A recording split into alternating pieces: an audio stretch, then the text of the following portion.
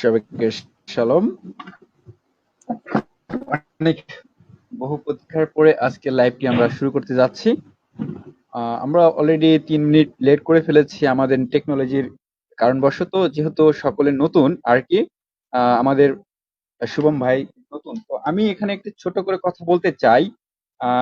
সবাইকে শালম জানি। আজকে আমি এই বহু প্রতীক্ষার যে ডিবেটটি, মহা ডিবেটটি হওয়ার কথা ছিল, সে বিষয়কে আমরা আলোচিত করতে যাচ্ছি। আজ আমরা বিষয়ের মূল যে ইতিহাসের একটি বিশেষ অংশ হিসেবে যে দাবি করছি আমরা, এই সামনে দাঁড়িয়ে আছে খ্রিস্ট ধর্মের দুইটি মূল ধারার ক্যাথলিক এবং প্রোটেস্ট্যান্টদের মধ্যে, যারা শতাব্দীর পর শতাব্দী ধরে বিশ্বাস এবং প্রথা ভিন্ন শিক্ষায় মত পোষণ করেছেন। তাদের মধ্যে আজ অনুষ্ঠিত হতে যাচ্ছে বহু প্রতীক্ষিত একটি আলোচনা, সেই মহাবিতর্কিত ক্যাথলিক বনাম প্রোটেস্ট্যান্ট। তেমনি আজকের কেবল আয়োজন বিতর্ক নয়, বরং হচ্ছে একটি সত্যর অনুসন্ধানের একটি যাত্রা। এই যাত্রার মধ্য দিয়ে আমরা শুনবো উভয় পক্ষের শক্তিশালী যুক্তি, ভিন্ন মতের বিশ্লেষণ, জানবো ইতিহাস ও নানা বিশ্বাসের দিক। এখন আপনাদের সামনে আনুষ্ঠানিকভাবে ঘোষণা করছি আজকের বক্তাদের নাম।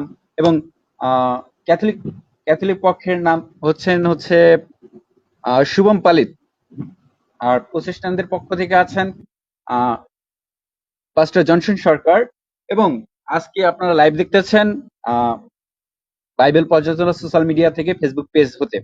তো আমাদের আরেকজন আছেন, তো আমি ছোট করে তেমন কিছু বলবো না। এখান থেকে আমি প্রিয় দর্শকদের জন্য আমি দুটি কথা বলতে চাই। যারা আমাদের দর্শক বিন্দুরা আছেন, আপনাদের জন্য সকলকে আমন্ত্রণ রইল সক্রিয়ভাবে যেন যুক্ত হওয়ার জন্য, এবং কমেন্টে প্রশ্ন তুলতে পারেন, মতামত জানাতে পারেন। অবশ্যই অনুষ্ঠানটি আপনার বন্ধুদের সাথে শেয়ার করতে ভুলবেন না। চলুন একসাথে যাত্রা শুরু করি এই মহা ডিবেটের পথে। আজকের এই মহা ডিবেটের পক্ষে যারা বক্তা হিসেবে, বক্তাদের উপলক্ষে নয়, বরং হচ্ছে এর পিছনে অক্লান্ত পরিশ্রম করেছেন, তাদের জন্য আন্তরিক প্রচেষ্টার এই ফলেই এটি সম্ভব হয়েছে। আমরা তাদেরকে অসংখ্যভাবে ধন্যবাদ জানাই, আয়োজক টিমকে, এবং যারা পরিকল্পনা করে এই খুঁটিনাটি তথ্য এবং আমাদের টিমকে সাহায্য করেছে, দেখভাল করেছেন, তাদেরকে অবশ্যই টেকনিক্যাল ভাবে সাপোর্ট টিমকে নিশ্চিত করেছেন এই অনুষ্ঠানটি সবার কাছে পৌঁছাক এর কারণে। আর আন্তরিকভাবে কৃতজ্ঞতা জানাচ্ছি দর্শক বিন্দুদের, এবং আপনাদের অংশগ্রহণেই সবচেয়ে বড় শক্তি। আপনারা সঙ্গে থাকলে আমাদের যাত্রা সফল হবে। এই মহা ডিবেটের আয়োজন আমরা শুরু করছি। আমি প্রথমত স্টেজে ডেকে নেব ড্যানিয়েল স্টিফেন। সালাম আলাইকুম,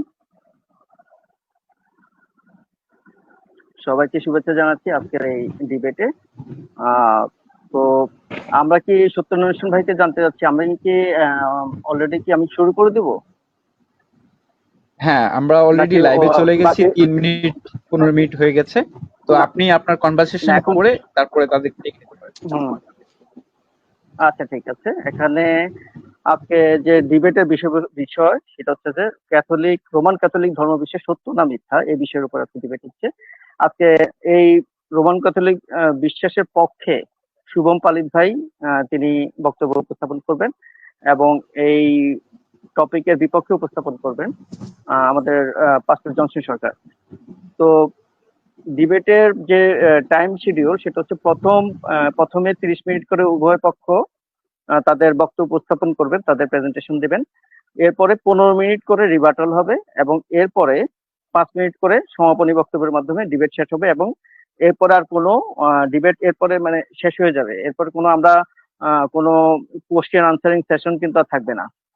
তো এই ডিবেটের বিষয়ে আমি বলতে চাচ্ছি যে যেন সৌহার্দ্যপূর্ণ পরিবেশে এই ডিবেটটা হয়, এবং মূলত আমরা জানার জন্য, কারণ আমরা অনেক সময় অনলাইনে এই দুই পক্ষের মধ্যে অনেক বিভিন্ন বিষয় নিয়ে অনেক রকমের ধর্মতাত্ত্বিক যে তর্ক বিতর্ক গুলো আমরা দেখি, যেন এই ধরনের বিভিন্ন বিষয়গুলো যেন নিরসন হতে পারে, বা আমরা যেন আরো বেশি করে জানতে পারি এই দুইটি ধর্ম বিশ্বাস সম্পর্কে, বা এই দুইটি পথ সম্পর্কে যেন আমরা জানতে পারি, উপলব্ধি করতে পারি, এবং মূলত ক্যাথলিক ধর্ম বিশ্বাসের ভিত্তি সত্য না মিথ্যা সে ব্যাপারে যাতে আমরা ধারণা লাভ করতে পারি। সেজন্য আজকের এই ডিবেটটি বিশেষভাবে কাজ করবে, বা বিশেষভাবে আমাদের উপকৃত করবে বলে আমরা মনে করি। তো আমি প্রথমে নিজেদের পরিচয় সংক্ষিপ্তভাবে পরিচয় দেওয়ার জন্য উভয় পক্ষকে 1 মিনিট করে করে বক্তব্য রাখার জন্য আহ্বান করবো। তারপর আমরা মূল ডিবেটে চলে যাব। আমি প্রথমে শুভম পালিত ভাইকে বলবো যে আপনি সংক্ষেপে 1 মিনিটের মধ্যে আপনার আহ, পরিচয় উপস্থাপন করার জন্য। সবাইকে শালম। আমি এখানে এসে খুবই খুশি যে আমাকে চান্স দেওয়া হয়েছে রোমান ক্যাথলিকদের হয়ে তাদের পক্ষ রাখার জন্য। তার জন্য আমি আমাদের প্রত্যেকটা ভাইকে এখানে এবং বিশেষ করে ব্রাদার জনসনকে অনেক ধন্যবাদ দিই এবং পূর্বকে ধন্যবাদ দিই। বাই প্রফেশন আমি একজন ফার্মেসিতে কাজ করি আমি, আর পার্ট টাইম আমি খুব স্টাডি করতে পছন্দ করি প্রভুর বিভিন্ন বিষয়ের উপরেতে। তো প্রফেশন এটাই যে আমি জাস্ট এমনি অ্যাজ এ ফার্মাসিস্ট আমি কাজ করি, আর প্রভুর জন্য আমি মানে কাজ করে আছি এবং আগামী দিনে আমার কাজ করার ইচ্ছা আছে।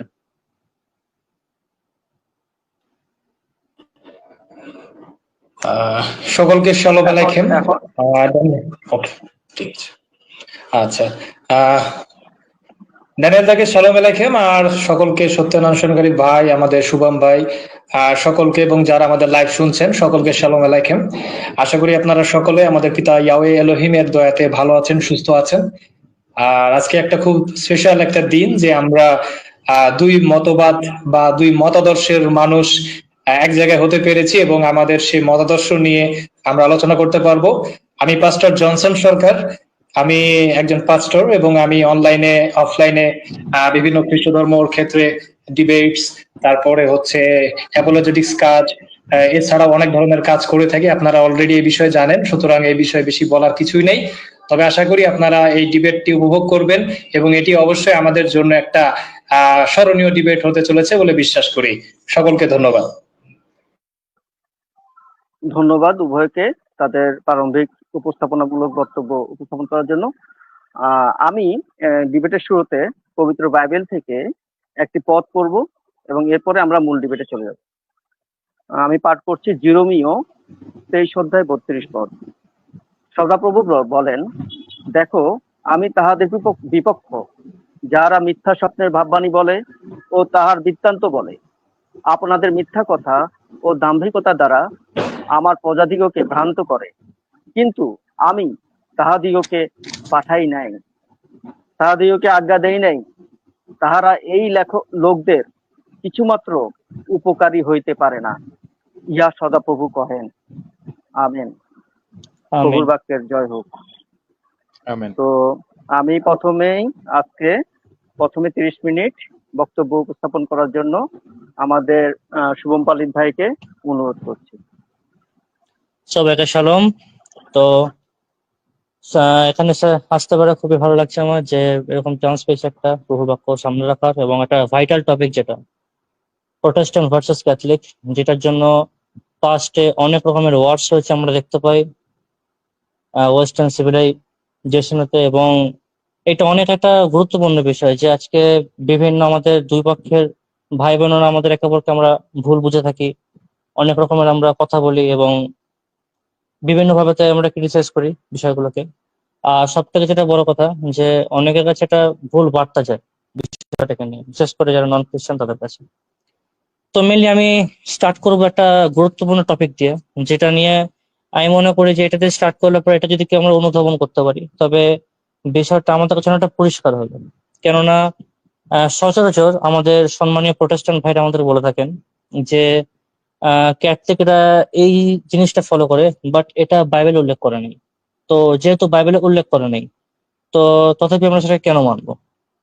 তো সেখানে টপিকটা আছে সোলা স্ক্রিপচারের উপরে, যে শাস্ত্র আমাদের একমাত্র পন্থা আমাদের খ্রিস্ট জীবনের জন্য। কিন্তু অপোজিট সাইডে আমরা ক্যাথলিকটা দাবি করি এরকম যে না, শাস্ত্র একটা গুরুত্বপূর্ণ বিষয়, একটা ভাইটাল জিনিস, কিন্তু শাস্ত্রটা কেবল নয়, শাস্ত্র লাগবে তার সঙ্গে স্যাক্রেড ট্রেডিশন লাগবে, যেটাকে আমরা বলি sacred scripture and sacred tradition. দুটো একে অপরের পরিপূরক এবং দুটো একে অপরের থেকে ভিন্ন নয়। প্রথমে আমি এখানে স্টার্ট করব যে যদি আমরা যাই জিউডাইজমে, আমরা দেখবো যে এই কনসেপ্টটা রোমান ক্যাথলিক চার্চ ফট করে থেকে নিয়ে চলে এসছে, নাকি এটা আদি হইতে এটা ফলো করা হতো জিউডাইজম থেকে।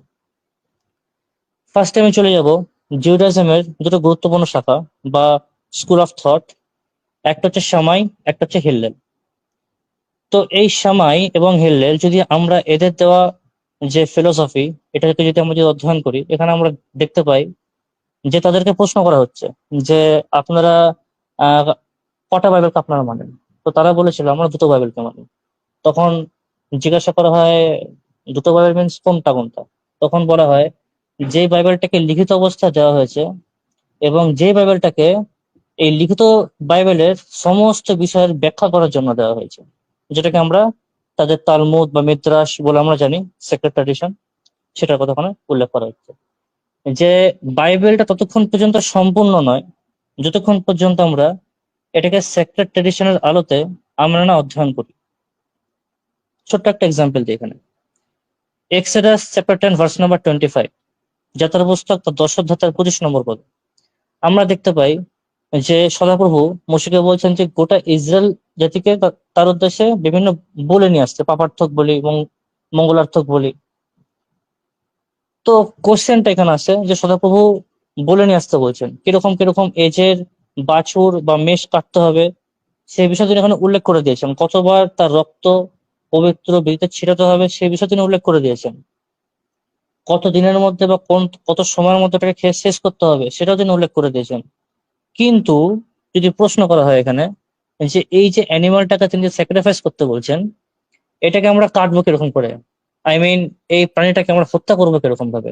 আমরা কি হিন্দুরা যেরকম ভাবে কাটে, এক কোপ দিয়ে কেটে দেয়, আমরা কি সেরকম করে কাটবো? নাকি মুসলমানরা যেরকম করে জবাই করে আমরা সেরকম করে কাটবো?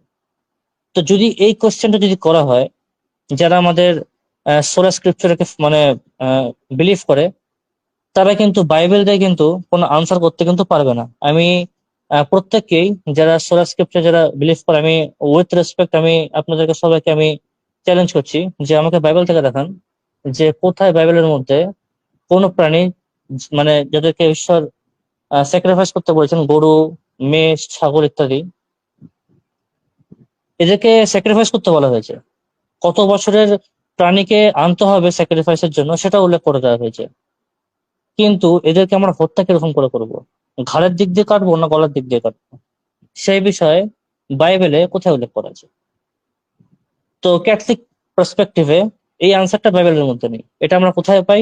এটা আমরা পাই জুইশ ট্রেডিশনের মধ্যে পাই, যে কিরকম করে কাটতে বলা হয়েছে, হ্যাঁ কি প্রার্থনা করতে হবে কাটার আগে, কোনখান দিয়ে কাটতে হবে, এভরিথিং সেটা আমরা পাই জুইশ ট্রেডিশনে। অর্থাৎ এই বাক্যটাকে আমি ততক্ষণ পর্যন্ত মানতে পারবো না যতক্ষণ পর্যন্ত আমি ট্রেডিশনটাকে না জানবো। Point number 1। পয়েন্ট নাম্বার 2, আমরা জানি যে জিউসদের বিভিন্ন ফেস্টিভ্যালস হয়, যার মধ্যে একটি গুরুত্বপূর্ণ ফেস্টিভ্যাল হলো আহ ওই রোশ হাসানা, যেখানে মানে দ্য ডে অফ অ্যাটনমেন্ট, যেখানে সমস্ত ইসরায়েলের পাপ ক্ষমা করা হয় এবং যাজক তাদের হয়ে মধ্যস্থতা করে ঈশ্বরের সাক্ষাতে। এখন সমস্যা হচ্ছে যে যখন এই বিষয়ে যখন আজ্ঞা যখন দেওয়া যখন হচ্ছে পবিত্র বাইবেলের মধ্যে, তখন সেখানে একটা নির্দিষ্ট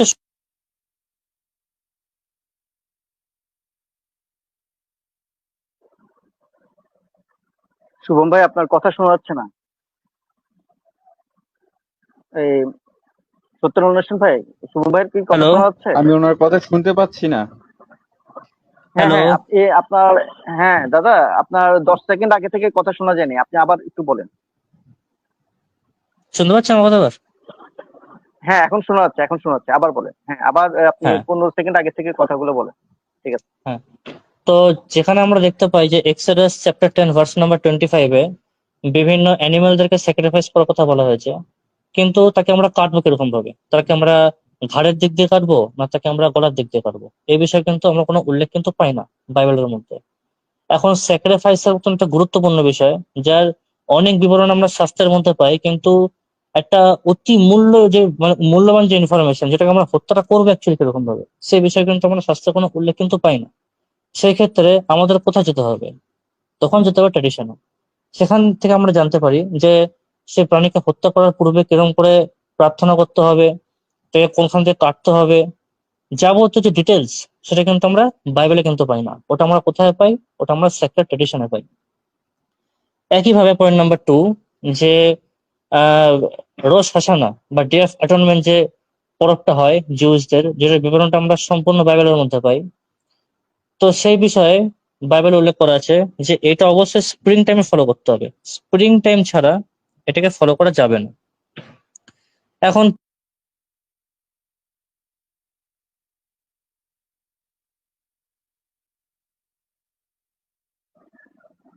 শুভম ভাই আপনার আবার কথা হারিয়ে গেছে। শুভম ভাই আমার কথা শুনছেন? হ্যালো, শুভম ভাই আপনাকে হ্যাঁ আপনাকে শোনাচ্ছেন। আচ্ছা আপনি স্প্রিং টাইমের কথা বলছিলেন, আবার ওখান থেকে শুরু করেন। আপনার কেন বারবার মানে হচ্ছে, আপনি কি এখান থেকে অন্য কোথাও করতেছেন? মানে এই ইয়েতে থাকবেন, হ্যাঁ এই স্ক্রিনে থাকবেন, স্ক্রিন থেকে অন্যদিকে যাবেন না, ঠিক আছে? না অ্যাকচুয়ালি আচ্ছা ঠিক ব্যাপারটা আছে হচ্ছে আপনি, আমার নেটটা আপ ডাউন করছে এখানে। হ্যালো, আচ্ছা আচ্ছা ঠিক আছে। আপনি, হ্যাঁ আমার কথা শোনা যাচ্ছে? হ্যাঁ শুনতে পাচ্ছি বলুন। হ্যাঁ আপনি ও স্প্রিং টাইমের যে কথা বলছেন, স্প্রিং টাইম ওখান থেকে শুরু করেন আবার। আচ্ছা, তো যেখানে আমরা উল্লেখ পাই যে ডে অফ অ্যাটনমেন্টের বিষয়, যেটা স্প্রিং টাইম, এটাকে অবশ্যই ফলো করতে হবে। তো এই স্প্রিং টাইমটা জুজে অ্যাকচুয়ালি পায় করতে, কেননা স্প্রিং টাইম যেটা আমরা গণনা করে থাকি ক্যালেন্ডার ওয়াইজ, সেটা কিন্তু হয় সোলার ক্যালেন্ডার ওয়াইজ কিন্তু ফলো করা হয়, মানে সূর্যের উপর ডিপেন্ড করে যে ক্যালেন্ডারকে আমরা তৈরি করেছি। এখন প্রবলেম হচ্ছে যে জিউসরা কিন্তু সোলার ক্যালেন্ডার তারা কিন্তু মানে না, তারা মানে লুনার ক্যালেন্ডারকে। এখন প্রশ্ন দাঁড়ায়, যদি লুনার ক্যালেন্ডার আমরা যদি ফলো করি তাহলে সেখানে আমরা 354টা আমরা দিন পাই। তাহলে সেই ক্ষেত্রে আমরা প্রপার টাইমে এই যে পরবটাকে, এটাকে আমরা ফলো করবো কিরকম ভাবে? তো এখানে আমরা বলে রাখি টোটাল যে জিউস যে ক্যালেন্ডারটা, ওটা যে দিন গণনার যে সিস্টেমটা, এভরিথিং কিন্তু বাইবেলে আমরা কোথাও পাই না। ওটা কোত্থেকে এসছে? ওটা এসছে জুইশ ট্র্যাডিশন থেকে, যেটাকে আমরা বলি তালমুদ। পয়েন্ট নাম্বার 3, সেখানে আমরা দেখতে পাই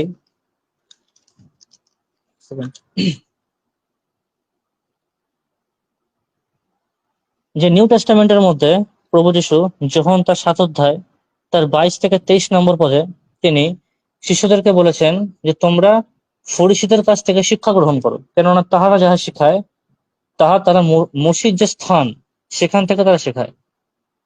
এখন এখানে একটা প্রবলেম আছে। প্রবলেমটা কি? যে আমরা জানি ইতিহাসের পাতা, এটা একদম এটা পুরো সুস্পষ্ট যে ফরিসীরা তারা যখন বাইবেলের শিক্ষা তারা যখন দিতেন, তারা কিন্তু ট্র্যাডিশনের আলোকে, অর্থাৎ জুইশ ট্র্যাডিশনের আলোকে তারা কিন্তু সে শাস্ত্রের অর্থ কিন্তু ব্যাখ্যা করতেন। এখন প্রভু যখন বলছেন যে তোমরা ফরিসীদের কাছ থেকে তোমরা বাক্য শোনো, সেটা তোমরা ফলো করো, বাট তাদের জীবন তোমরা অনুকরণ করো না। এখন যেখানে তিনি বলছেন তার বাক্য শুনে অনুসরণ করার বিষয়ে, আমরা প্রত্যেকে জানি যে ফরিসীরা সবসময় ট্র্যাডিশনের আলোকে তারা কিন্তু বিভিন্ন রকম যে ইন্টারপ্রিটেশন বাইবেলের, সেটা তারা কিন্তু উপস্থাপন করতেন। তো যিশু যখন বলছেন তোমরা তাদের কথা শোনো, তার মানে এখানে ডাইরেক্টলি এখানে ট্র্যাডিশনকে মান্যতা দেওয়ার বিষয়তে এখানে কিন্তু উল্লেখ করা হয়েছে। তারপরে যদি আমরা যাই, স্যার আমি একটুখানি ভুল বললাম এখানে, ক্ষমা করে দেবেন। যখন তার 7 অধ্যায় 22 থেকে 23 নম্বর পদ, অ্যাকচুয়ালি ফরিসীদের ওখানে কিছু বলেনি, ওখানে বলা হয়েছে যে সার্কামসিশন নিয়ে, আচ্ছা মানে বাচ্চাদের 8 দিনে যে আচ্ছা সার্কামসিশন, সেটা নিয়ে বলা হয়েছে আচ্ছা ওখানে। শুভম ভাই, হ্যাঁ, শুভম ভাই আমাকে শুনছেন? আপনি একটু স্টপ হ্যাঁ বলুন। করেন, আমি স্টপ করে রাখছি, কারণ আমাদের হ্যাঁ এখন আমাদের জনসন ভাই একটু চলে গেছিলেন, উনি লাইন থেকে ডিসকানেক্ট হয়ে গেছিলেন। আপনি আবার তাহলে হুম এই পয়েন্টে আবার দিয়ে শুরু করেন, হ্যাঁ ঠিক হুম আছে। হুম হুম। হ্যাঁ, যখন তার ওকে 7 অধ্যায় তার 22 থেকে 23 নম্বর পদে আমরা পাই যে প্রভু যীশু একটা মানে পক্ষাঘাতী লোককে তিনি সুস্থ করেন। তো সুস্থ করার পরেতে অনেক ফরিসিয়া সেখানে আসেন, উপস্থিত হন, এবং প্রভু যীশুকে সেখানে নানা রকম তারা মানে কোশ্চেন করতে থাকে যে আপনি কোন অধিকারে এই পক্ষাঘাতী লোককে আপনি সুস্থ করলেন। তো সেখানে আমরা দেখি প্রভু যীশু তার যে কাজটাকে জাস্টিফাই করার জন্য কিছু লজিক তিনি সেখানে উপস্থাপন করেন, কিছু পয়েন্টস, যার মধ্যে একটি হচ্ছে যখন তার 7 অধ্যায় 22 থেকে 23 নম্বর পদে যে যিশু সে সময় বললেন যে তোমাদের কারো কোনো সন্তানের যদি বিশ্রামবারের দিন তার যদি তচ্ছেদন করা হয়, তবে সেই ক্ষেত্রে কি মসির নিয়ম কি ভাঙা হবে? বা সেই ক্ষেত্রে মানে কোনো ইহুদি বাচ্চা যদি তার 8 নম্বর দিন যদি বিশ্রামবারের দিনে যদি পড়ে, অর্থাৎ শনিবারে, এবং সেই বিশ্রামবারের দিনে যদি তার যদি তচ্ছেদন করা হয়, তবে সেটা কি মসির বিধানকে অমান্য করার মধ্যে কি গণ্য হবে?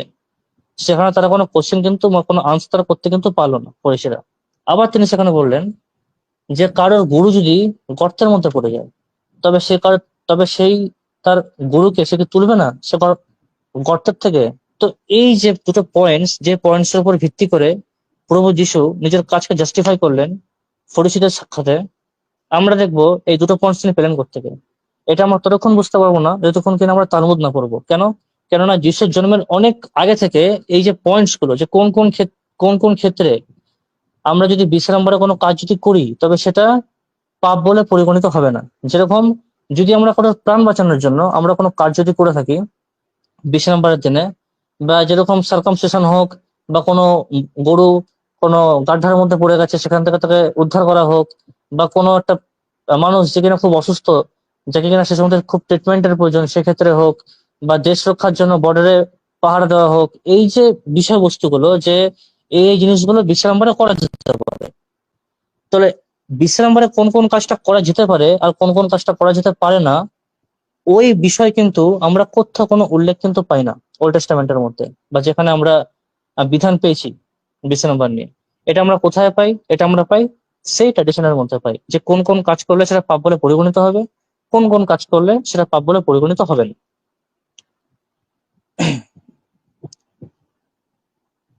তারপরে যেটা আমি বলছিলাম, মথি তার 23 নম্বর অধ্যায় তার 2 থেকে 3 নম্বর পদে, যেখানে ফরিসীদেরকে মানে ফরিসীদেরকে উদ্দেশ্য করে প্রভু যীশু বলেন তার শিষ্যদেরকে যে তোমরা অবশ্যই ফরিসীদের কাছে যাও এবং তাদের থেকে তোমরা বাক্য শিক্ষা নাও। কেননা তারা মসির সিট থেকে বসে তারা আমাদেরকে মানে বাক্য বলেন শাস্ত্র থেকে, তারা যেটা বলছে শাস্ত্র থেকে তোমরা সেটাকে তোমরা শোনো, বাট তাদের জীবনের তোমরা অনুকরণ করো না। এখন প্রবলেম হচ্ছে এখানে যে হিস্টোরিক্যালি আমরা এটা প্রত্যেকে জানি, যারা এটা আমরা অধ্যয়ন করেছি, যে ফরিসীরা যখন বাইবেল যখন পড়তেন, তারা বাইবেলের ব্যাখ্যা যখন দিতেন, তারা কিন্তু কখনো নিজস্ব মতামত অনুযায়ী তারা ব্যাখ্যা কিন্তু দিতেন না। তারা কোনখান থেকে ব্যাখ্যা করতেন বাইবেলের? তারা ব্যাখ্যা করতেন তালমুদ থেকে, অর্থাৎ জুইশ ট্র্যাডিশন থেকে, যে ট্র্যাডিশনালি এই বাক্যটার মানে হচ্ছে এইটা, এটার মানে হচ্ছে এইটা, এটাকে আমরা এরকম করে ফলো করবো। তো সেখানে আমরা দেখতে পাই যে প্রভু যীশু কিন্তু উদ্বুদ্ধ করছেন তার শিষ্যদেরকে একটা মানে ফরিসীদের ইন্টারপ্রিটেশন নেওয়া বাক্যের উপরে, যেই ইন্টারপ্রিটেশনটা ডাইরেক্ট তারা করতো ট্রেডিশন থেকে। তাহলে এখান থেকে আমি এভিডেন্স পাচ্ছি যে ট্রেডিশনটা একদম অপরিহার্য বাইবেলকে মানার জন্য। 4 পয়েন্ট, যে আমাদের বাইবেল যে ভাষায় ফার্স্টে লেখা হয় ওল্ড টেস্টামেন্ট হিব্রু ভাষাতে, এখন এই যে হিব্রু ভাষা যেটা আমরা পেয়েছি, তো এই হিব্রু ভাষার যে ভয়েলস গুলো, যে উচ্চারণগত যে বিষয়গুলো, যে ভয়েলস বা উচ্চারণ না জানলে পরে আমরা বাক্যের কোনো মানেই বুঝতে পারবো না। তো এই যে ভয়েলস, এই যে গ্রামারটা, টোটাল যে হিব্রু যে গ্রামারটা, এই যে নিখুঁত সিস্টেম, যে ডটস গুলো, যেটা ধরুন আমরা উচ্চারণ করতে পারি, এখন যদি আমরা এই ভয়েল সিস্টেম যদি আমরা না জানতে পারি, এই নিখুঁত সিস্টেম, এই যে টোটাল যে গ্রামাটিক্যাল যে স্ট্রাকচারটা, এটা যদি আমরা না জানতে পারি, তাহলে পরে আমরা বাইবেল আমরা মানে বোঝা তো অনেক দূরের বিষয়, বাইবেলের কোন বিষয়টা কি বলছে আমরা ওই বিষয়ে সার্টেন থাকবো না, আমরা কিছু বুঝতে পারবো না যদি আমরা ভয়েস না জানি, যদি আমরা গ্রামার না জানি হিব্রুর। এখন প্রবলেম হচ্ছে যে যে Hebrew grammar, Hebrew voice, Hebrew নিখুঁত সিস্টেম, এটা আমরা কোত্থেকে পেয়েছি? এটা বাইবেলে কোথাও উল্লেখ করা নেই। কোত্থেকে পেয়েছি এটা পেয়েছি আমরা ট্রেডিশন থেকে আমরা পেয়েছি। অর্থাৎ এই ক্ষেত্রে মানে একটা বাইবেলকে আমি যে পড়ছি, বাইবেলটা হাতে নিয়ে, এই বাইবেলটাকে জাস্ট বোঝা অনেক দূরের বিষয়। জাস্ট মানে মানে আমি যে পড়বো এটাকে মানে পড়ার জন্য সক্ষম হওয়ার জন্য আমাকে ট্রেডিশন লাগবে। কেন লাগবে? কারণ ট্রেডিশন আমাকে বলছে যে এইটার উচ্চারণ হচ্ছে এটা, এটার মানে হচ্ছে এটা। তার ফলে আজকে আমরা কোনটা আলেফ, কোনটা লামেদ, কোনটা মাসেক, এই যে অ্যালফাবেট গুলো যেগুলো আমরা পাই হিব্রু ল্যাঙ্গুয়েজে, সেগুলো আমরা জানতে পেরেছি কার মাধ্যমে? ট্রেডিশনের মাধ্যমে। বাইবেলে কোথাও উল্লেখ করেনি। অর্থাৎ বাইবেলটাকে জাস্ট পড়তে গেলে পরে, ব্যাখ্যা তো বহু দূর, বোঝা তো বহু দূর, জাস্ট আমি যদি পড়তে যাই, এই পড়তে গেলে পরে আমি দেখছি যে ট্রেডিশনের অবদান অনস্বীকার্য। যেখানে আমরা ট্রেডিশনকে কোনো প্রকারে, যেখানে আমরা ডিনাই করতে পারি না, যেটা প্রমাণ করে যে বাইবেল শুধুমাত্র আমাদের অথরিটি নয়, বাইবেলকেও মানতে হবে, তার সঙ্গে ট্র্যাডিশনকেও মানতে হবে। দুটোই একে অপরের পরিপূরক এবং দুটি অভিন্ন, দুটি ঈশ্বরের কাছ থেকে এসছে।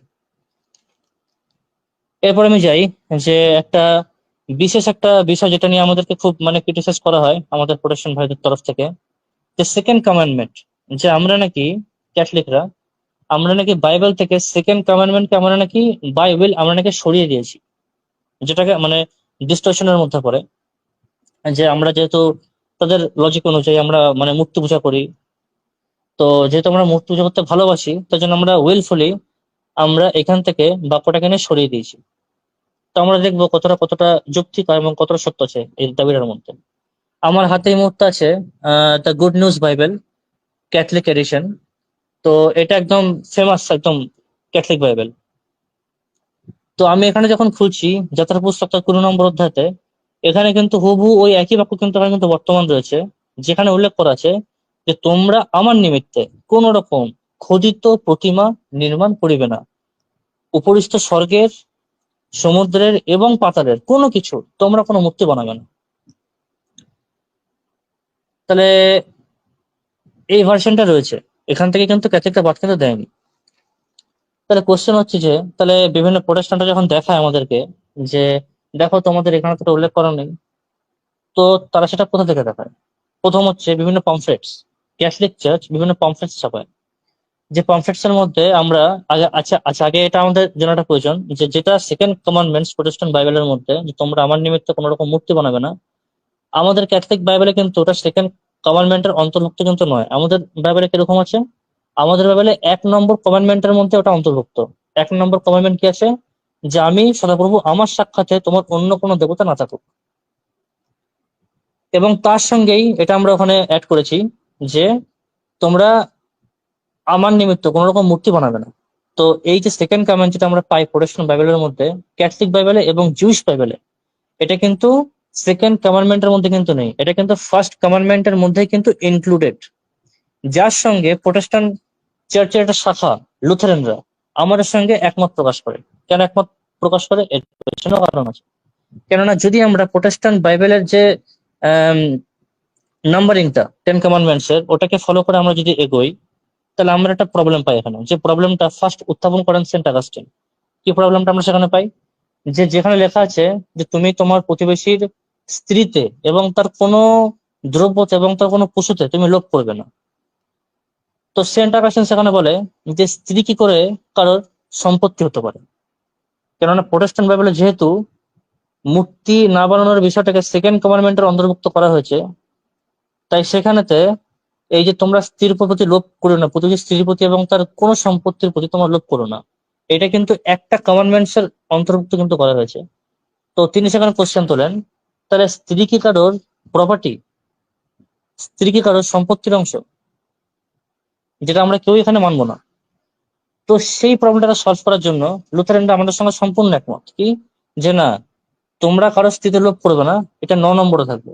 10 নম্বরে কি থাকবে? তোমরা তোমাদের প্রতিবেশীর কোনো সম্পত্তি এবং তার পশুপালে এবং তার দাস দাসীতে তোমরা লোভ করবে না। অর্থাৎ স্ত্রীর জায়গাটা হবে আলাদা, সম্পত্তি এবং তার দাস দাসী পশু পাখির জায়গা থাকবে অন্য জায়গা। দুটোকে আমরা এক করতে পারি না।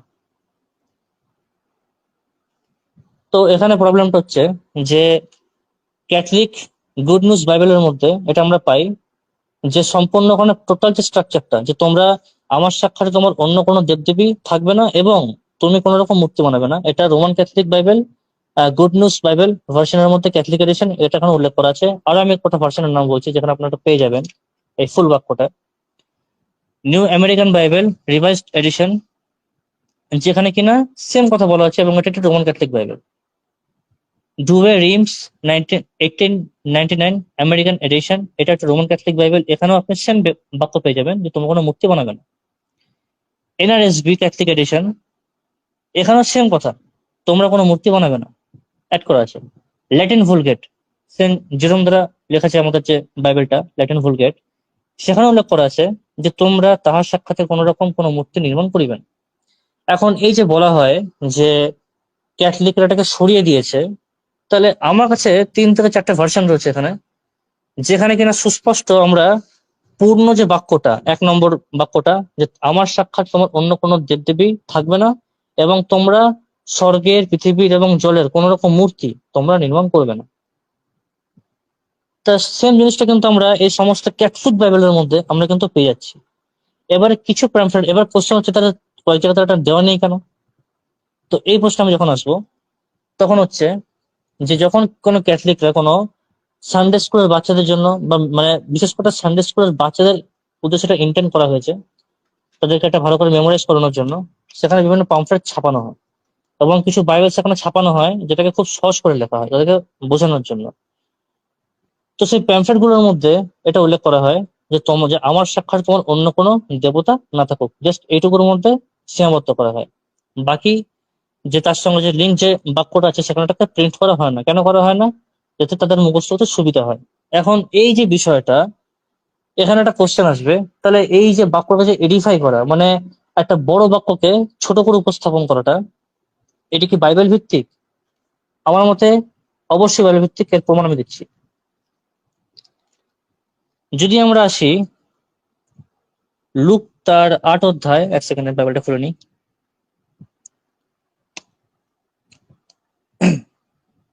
লুক লিখিত সুসমাচার, sorry, gospel of Matthew, gospel of Matthew, um, এক সেকেন্ড,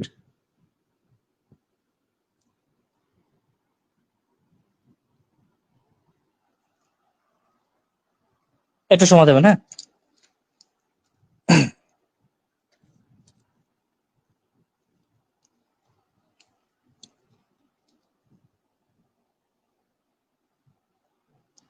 গসপেল অফ লিউক তার 8 নম্বর অধ্যায়, তার 41 থেকে 52 নম্বর যে পদ, সেখানে আমরা উল্লেখযোগ্য সেখানে একটা জিনিস আমরা পাই যে একটা সিনাগোগার একজন যে অফিসিয়াল জাইরাস, তিনি এসেছেন প্রভু যিশুর কাছে, এবং তিনি এসে সেখানে তিনি বলেন যে প্রভু, আমার মেয়েটা মারা যাচ্ছে, আপনি আমার বাড়িতে আসুন, এসে আমার মেয়েকে আপনি সুস্থ করে দিন।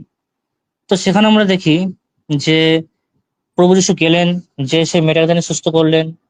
এবং তার আগে আমরা কি দেখতে পাই, একটা জিনিস মিস করলাম, লুক তার 8 অধ্যায় তার 31 থেকে 52 নম্বর পদে, যেটা একটা উল্লেখযোগ্য বিষয়, যে যখন সেই লোকটা যখন তাকে আবেদন যখন করে যিশুকে তার বাড়িতে এসে তার মেয়েকে সুস্থ করার জন্য, তো প্রভু যিশু তার সঙ্গে যাওয়ার সময়তে তার একটা যে প্রতিনিধি, সেই অফিসিয়ালের, তিনি তখন আসেন তার কাছে, এবং তিনি এসে বলেন যে আপনার মেয়ে অলরেডি মারা গেছে। তো এই খবরটা শোনার পরে সেই মেয়েটির বাবা জাইরাস, তিনি সেখানে কান্নাকাটি করা শুরু করে দেন, এবং প্রভু তাও তিনি সেখানে যান, যে তিনি সেই যে মৃত মেয়েটি তাকে তিনি সুস্থ করেন। এখন লুক আমাকে এটা বলছে, কিন্তু আমি যখন গসপেল অফ ম্যাথিউতে তার 9 নম্বর অধ্যায় আমি যখন আসছি, এখানে আমি দেখতে পাচ্ছি সেম ইনসিডেন্ট, একদম পুরো সেম ইনসিডেন্ট। এখানে লেখা আছে যিশু সেই অফিসিয়ালের বাড়িতে গেলেন, এবং তিনি দেখলেন যে তার মানে যে ফিউনারাল, সেই মৃতদেহের, সেটাকে মানে প্রিপারেশন করা হচ্ছে তাকে কবর দেওয়ার জন্য। তো যিশু সেখানে গেলেন, সবকে তিনি বার করলেন, এবং তাকে তিনি সুস্থ করলেন। এখন প্রবলেমটা এখানে, যে লুক একটা এক্সট্রা কথা এখানে তিনি বলছেন, এক্সট্রা অ্যাকাউন্ট তিনি এখানে উল্লেখ করছেন। কি অ্যাকাউন্ট? যে সেই মানে এই ঘটনাটার মধ্যে একজন বার্তাবাহক আসেন সে অফিসিয়ালের বাড়ি থেকে, তিনি এসে বলেন যে আপনার মেয়েটা অলরেডি মারা গেছে। কিন্তু মতি যখন লিখছেন এই বিষয়টাকে, সেম ইনসিডেন্টটাকে, তিনি ওই বার্তাবাহকের যে গল্পটা, যে কাহিনীটা, তিনি ওটা কিন্তু ওখানে কিন্তু উল্লেখ কিন্তু করেননি। তিনি কি করেছেন, তিনি সেম গল্পটাকে তিনি শর্টকাটে তিনি কিন্তু প্রেজেন্ট করেছেন। অর্থাৎ এখান থেকে আমি এই অথরিটি পাচ্ছি, এই প্রমাণ পাচ্ছি, যে বাইবেলের কোনো কমান্ডমেন্ট বা কোনো গল্প যদি খুব দীর্ঘ যদি হয়, তবে তার যে সারমর্মটা, সেটাকে আমরা ছোট করে উপস্থাপন করতে পারি, যেটা কিনা লুক তার 8 নম্বর অধ্যায় এবং মথি তার 9 নম্বর অধ্যায় আমাকে শেখাচ্ছে, আমাকে এই অথরিটি আমাকে দিচ্ছে। 5 মিনিট, শুভম ভাই, 5 মিনিট হুম, আছে আর আপনার, হ্যাঁ?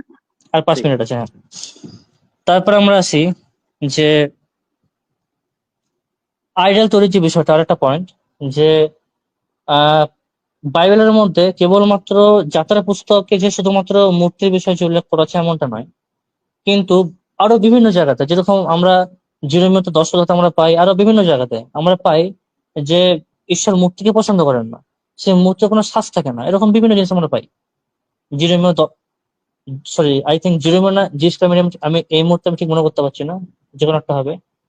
মানে বিভিন্ন জায়গাতে আমরা পাই অনেক, মানে গুচ্ছের পর গুচ্ছের রেফারেন্স আমরা পাই যে ঈশ্বর মূর্তিকে ঘৃণা করেন, তিনি ছাঁচে ফেলা মূর্তির মধ্যে তিনি থাকেন না।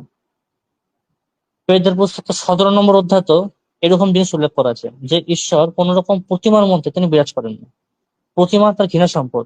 বাইবেলের অজস্র ভার্স রয়েছে, এটা যারা বাইবেল পড়ি আমরা, এটা আমরা প্রত্যেকটা আমরা জানি। এখন প্রবলেম হচ্ছে, যারা দাবি করছে যে না, রোমান ক্যাথলিক চার্চ ইচ্ছা করে এটাকে সরিয়ে দিয়েছে সেকেন্ড কমান্ডমেন্টটাকে, তারা রোমান ক্যাথলিক চার্চ অন্যান্য জায়গা দিয়ে যেখানে মূর্তি বানানোর বিরুদ্ধে বলা হয়েছে সেখান দিয়ে কেন সরানো না? সেখানে তো একদম হুবহু তো একই রকম বিষয় রয়েছে ওখানে। সেখান থেকে তারা সেখান থেকে সরাতে পারতো, সেখান দিয়ে কেন সরানো হলো না, এই দাবিটাও রইলো আমাদের সমস্ত সম্মানীয় প্রতিষ্ঠান ভাই বোনদের কাছে। এখানে আমি শেষ করছি। চলুন। ধন্যবাদ শুভম ভাই। আপনার আরো প্রায় 4 মিনিটের মতো রয়ে গেছিল সময়। আর আমি কিন্তু আপনাকে আরো 1 মিনিট আরো বেশি দিতাম, কারণ কিছু বিভিন্ন টেকনিক্যাল সমস্যার কারণে কিন্তু আপনি একটু একটু আপনি মিস করছেন। ও টেকনিক্যাল সমস্যাগুলো অ্যাড করে আমি আরো 1 মিনিট আপনাকে বাড়াই দিতে পারতাম।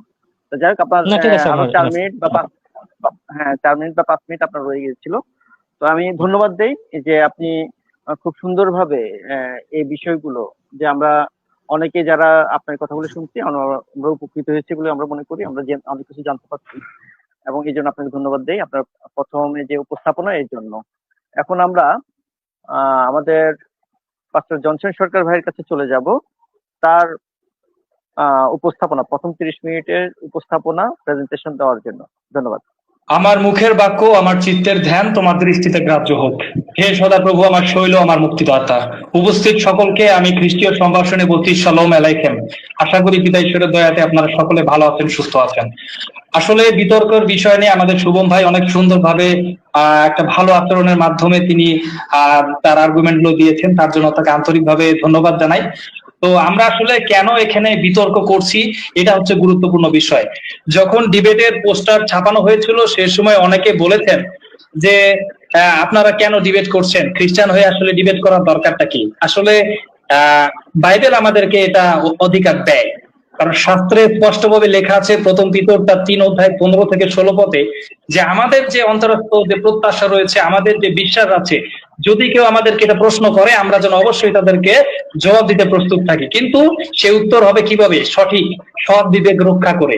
যারা আমাদের বিরুদ্ধে মিথ্যাচার করে তারা যেন আমাদের সঠিক উত্তর পেয়ে তারা যেন লজ্জিত হয়। এটাই কিন্তু প্রথম পিতর 3 অধ্যায় 15 থেকে 16 পদে বলা হয়েছে। এছাড়াও দ্বিতীয় করিন্থীয় 10 অধ্যায় 5 পদে বলা হয়েছে, প্রেরিত পৌল বলছেন যে আমরা বিতর্ক সকল এবং ঈশ্বরের জ্ঞানের বিরুদ্ধে উত্থাপিত সমস্ত বস্তু, উচ্চ বস্তু ভাঙ্গিয়া ফেলিতেছি এবং সমুদায় চিন্তাকে বন্দী করিয়া খ্রিস্টের আজ্ঞাবহ করিতেছি। এছাড়াও বাইবেলে অনেক প্রমাণ রয়েছে যেখানে বলা আছে যে প্রেরিতেরা বিভিন্ন সময় তারা আর্গুমেন্ট করতেন, যুক্তি তর্ক করতেন এবং কি করতেন, তাদের দাবিটাকে ইহুদিদের কাছে পেশ করতেন এবং তাদেরকে কি করতেন, নিরুত্তর করতেন। তো শাস্ত্রীয়ভাবে বিতর্ক করা ভ্যালিড, এটা ইনভ্যালিড নয়। তো আজকে আমি যে বিষয়গুলো নিয়ে আলোচনা করব সেটা হচ্ছে যে Catholic church versus Roman Catholic church, রোমান ক্যাথলিকদের পবিত্র বাইবেলের অতিরিক্ত গ্রন্থ প্রবেশ, মরিয়মের কাছে প্রার্থনা, রোমান ক্যাথলিকদের যে সমস্ত আমরা যেটাকে মনে করি আসলে জঘন্য ঈশ্বরের দৃষ্টিতে সেটা, রোজারি দিয়ে প্রার্থনার আবিষ্কার, প্রভুর ভোজ নিয়ে কিছু ভুল শিক্ষা আমাদের দৃষ্টিকোণ থেকে, বাপ্তিস্ম নিয়ে ভুল শিক্ষা এবং পেশি শক্তি দ্বারা তাদের মতবাদকে ধরে রাখা।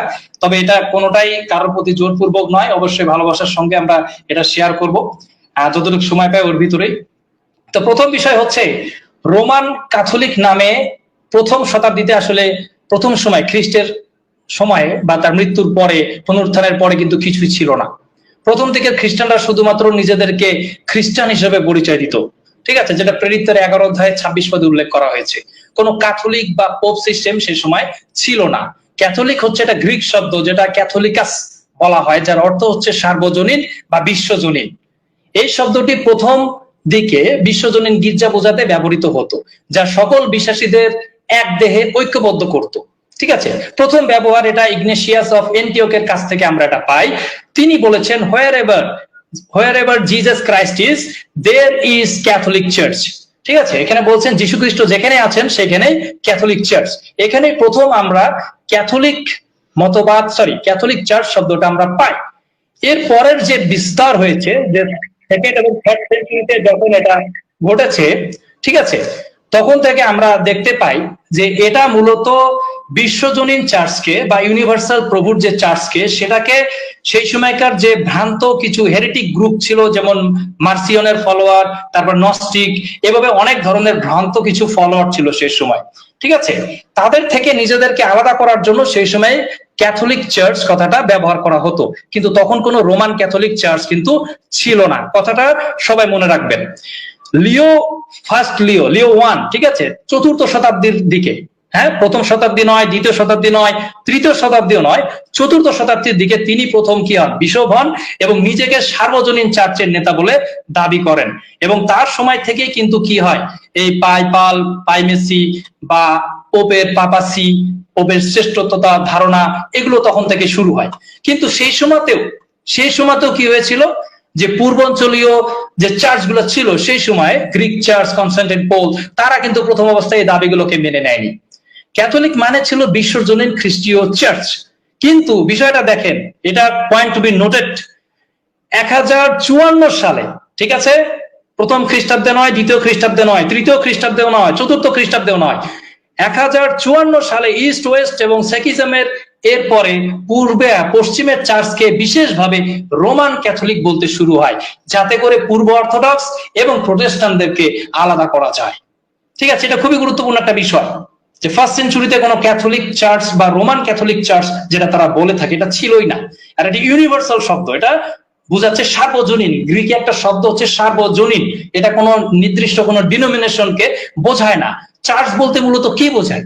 চার্চ বলতে মূলত বোঝায়, যেমন প্রভু যীশু খ্রিস্ট নিজে বলেছেন মথি তার 28 অধ্যায় 20 পদে, কেননা যেখানে 2 হতে 3 জন আমার নামে একত্রিত হয়, আমি তাদের মধ্যে আছি।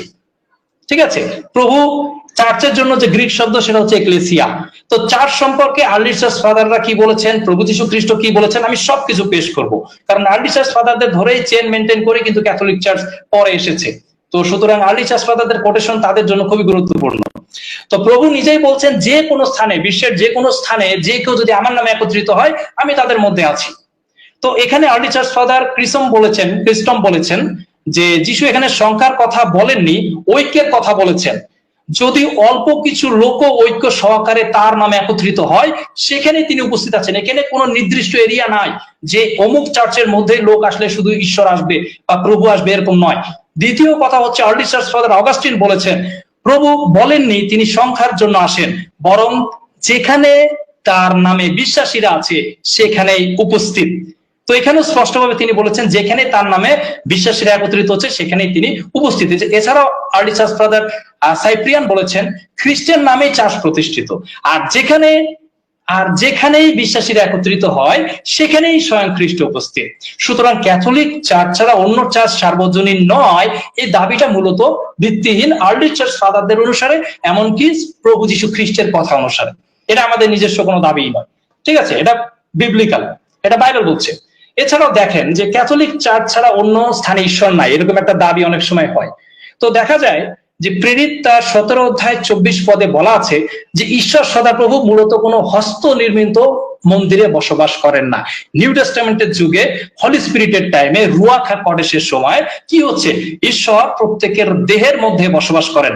আমাদের প্রত্যেকের দেহই হচ্ছে এক একটা এক্লেসিয়া বা চার্চ, যেটা অ্যাপোস্টল পল বলেছেন 1 করিন্থীয় তার 6 অধ্যায় 19 পদে, বলেছেন যে তোমাদের দেহ পবিত্র আত্মার মন্দির। ঠিক আছে, এখানে স্পষ্টভাবে এক্লেসিয়া কথাটা আসছে, তাই না, যে পবিত্র আত্মার মন্দির, বা যাই হোক চার্চকে বোঝাতে এক্লেসিয়া কথাটা ব্যবহৃত হয়, বা আমাদের দেহই হচ্ছে ঈশ্বরের এক একটা চার্চ। সুতরাং ঈশ্বর যে নাই অন্য জায়গায় বা একটা নির্দিষ্ট গণ্ডির মধ্যে আছেন এরকম নয়, আমাদের ঈশ্বর হচ্ছে সার্বজনীন।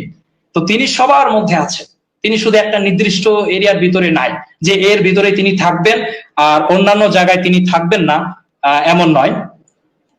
আচ্ছা, তো তারপরে আমরা দেখবো যে তাদের অনেক সময়, আমাদের ভাইরা অনেক সময় দাবি করেন, হ্যাঁ, আমাদের শ্রদ্ধেয় ভাইরা অনেক সময় দাবি করেন যে প্রোটেস্ট্যান্টদের অনেক চার্চ আছে, ঠিক আছে, সেই তো সুতরাং তাদের চার্চগুলো বিশ্বাসযোগ্য নয়, আমাদের একটাই চার্চ আছে, তাই আমাদেরটাই হচ্ছে গ্রহণযোগ্য।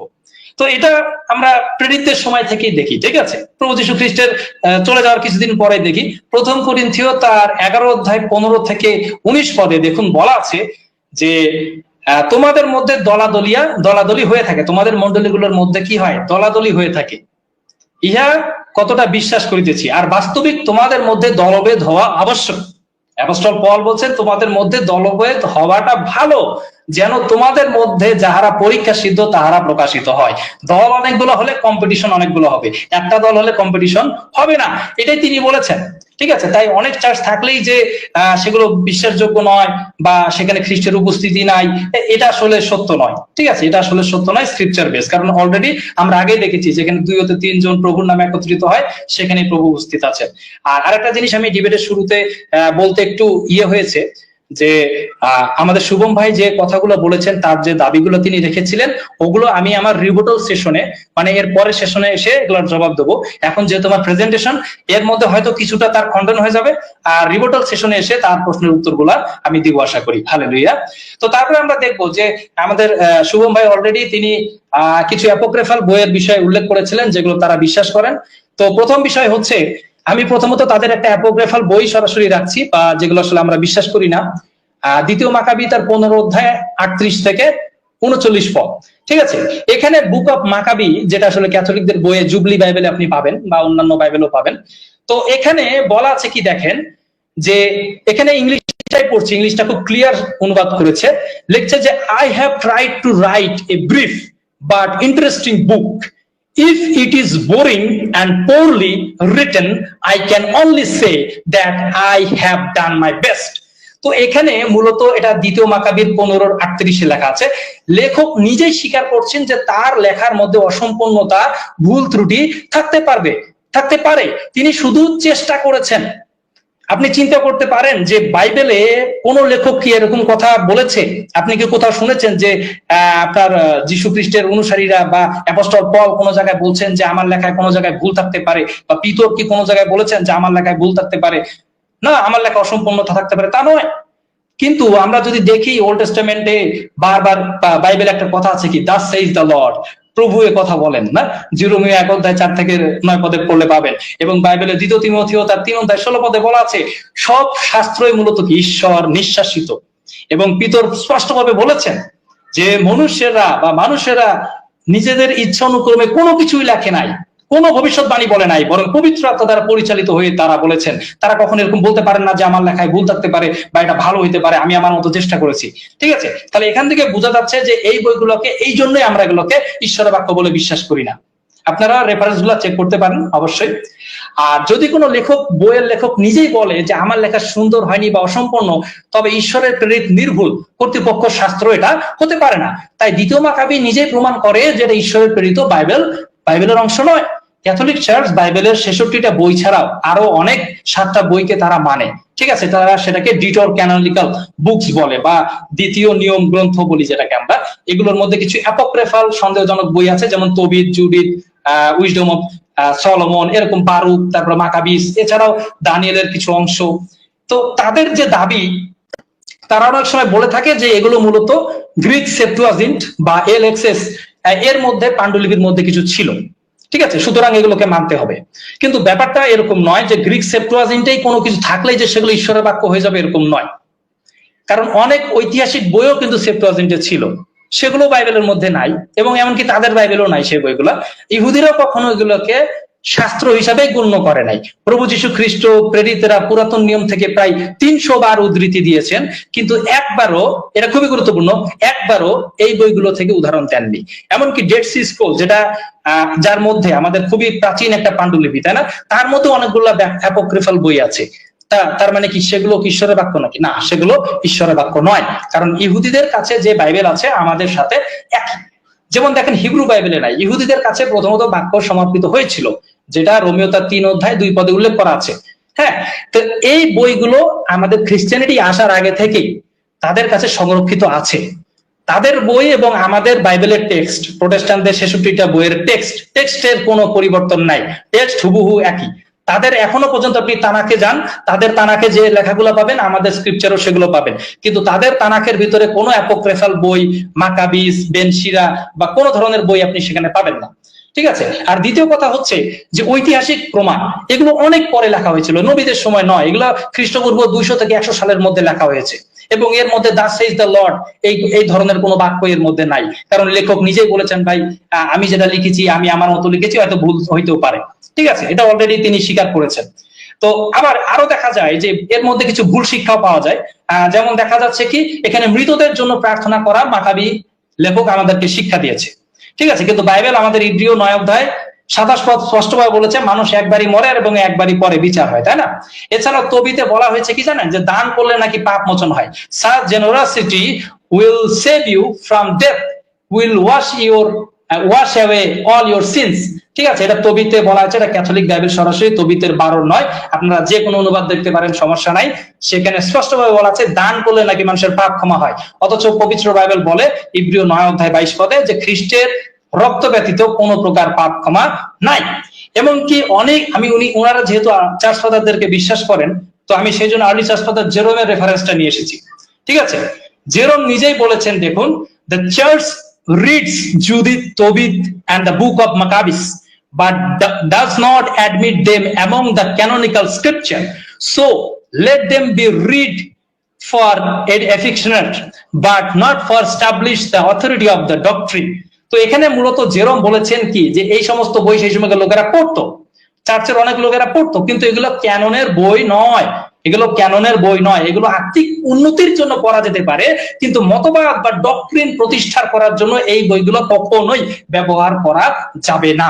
সুতরাং এখান থেকেও দেখা যায় মৃতদের জন্য প্রার্থনা করা, তারপরে দান করলে পাপ ক্ষমা হয়ে যায়, এগুলো স্ক্রিপচার বিরোধী। তাই এই মতবাদগুলোকে প্রতিষ্ঠিত করার জন্য এই বইগুলো পড়া যেতে পারে না। কেউ ঐতিহাসিক হিসাবে পড়লে সমস্যা নাই, ঠিক আছে, এটাই তিনি বলেছেন। কিন্তু এগুলো মূলত এসেছে কখন দেখেন, 16 শতকে যখন কাউন্সিল ট্রেন্ট হয়েছে, আনুষ্ঠানিকভাবে এগুলোকে কত পরে দেখেন 1546 সালে।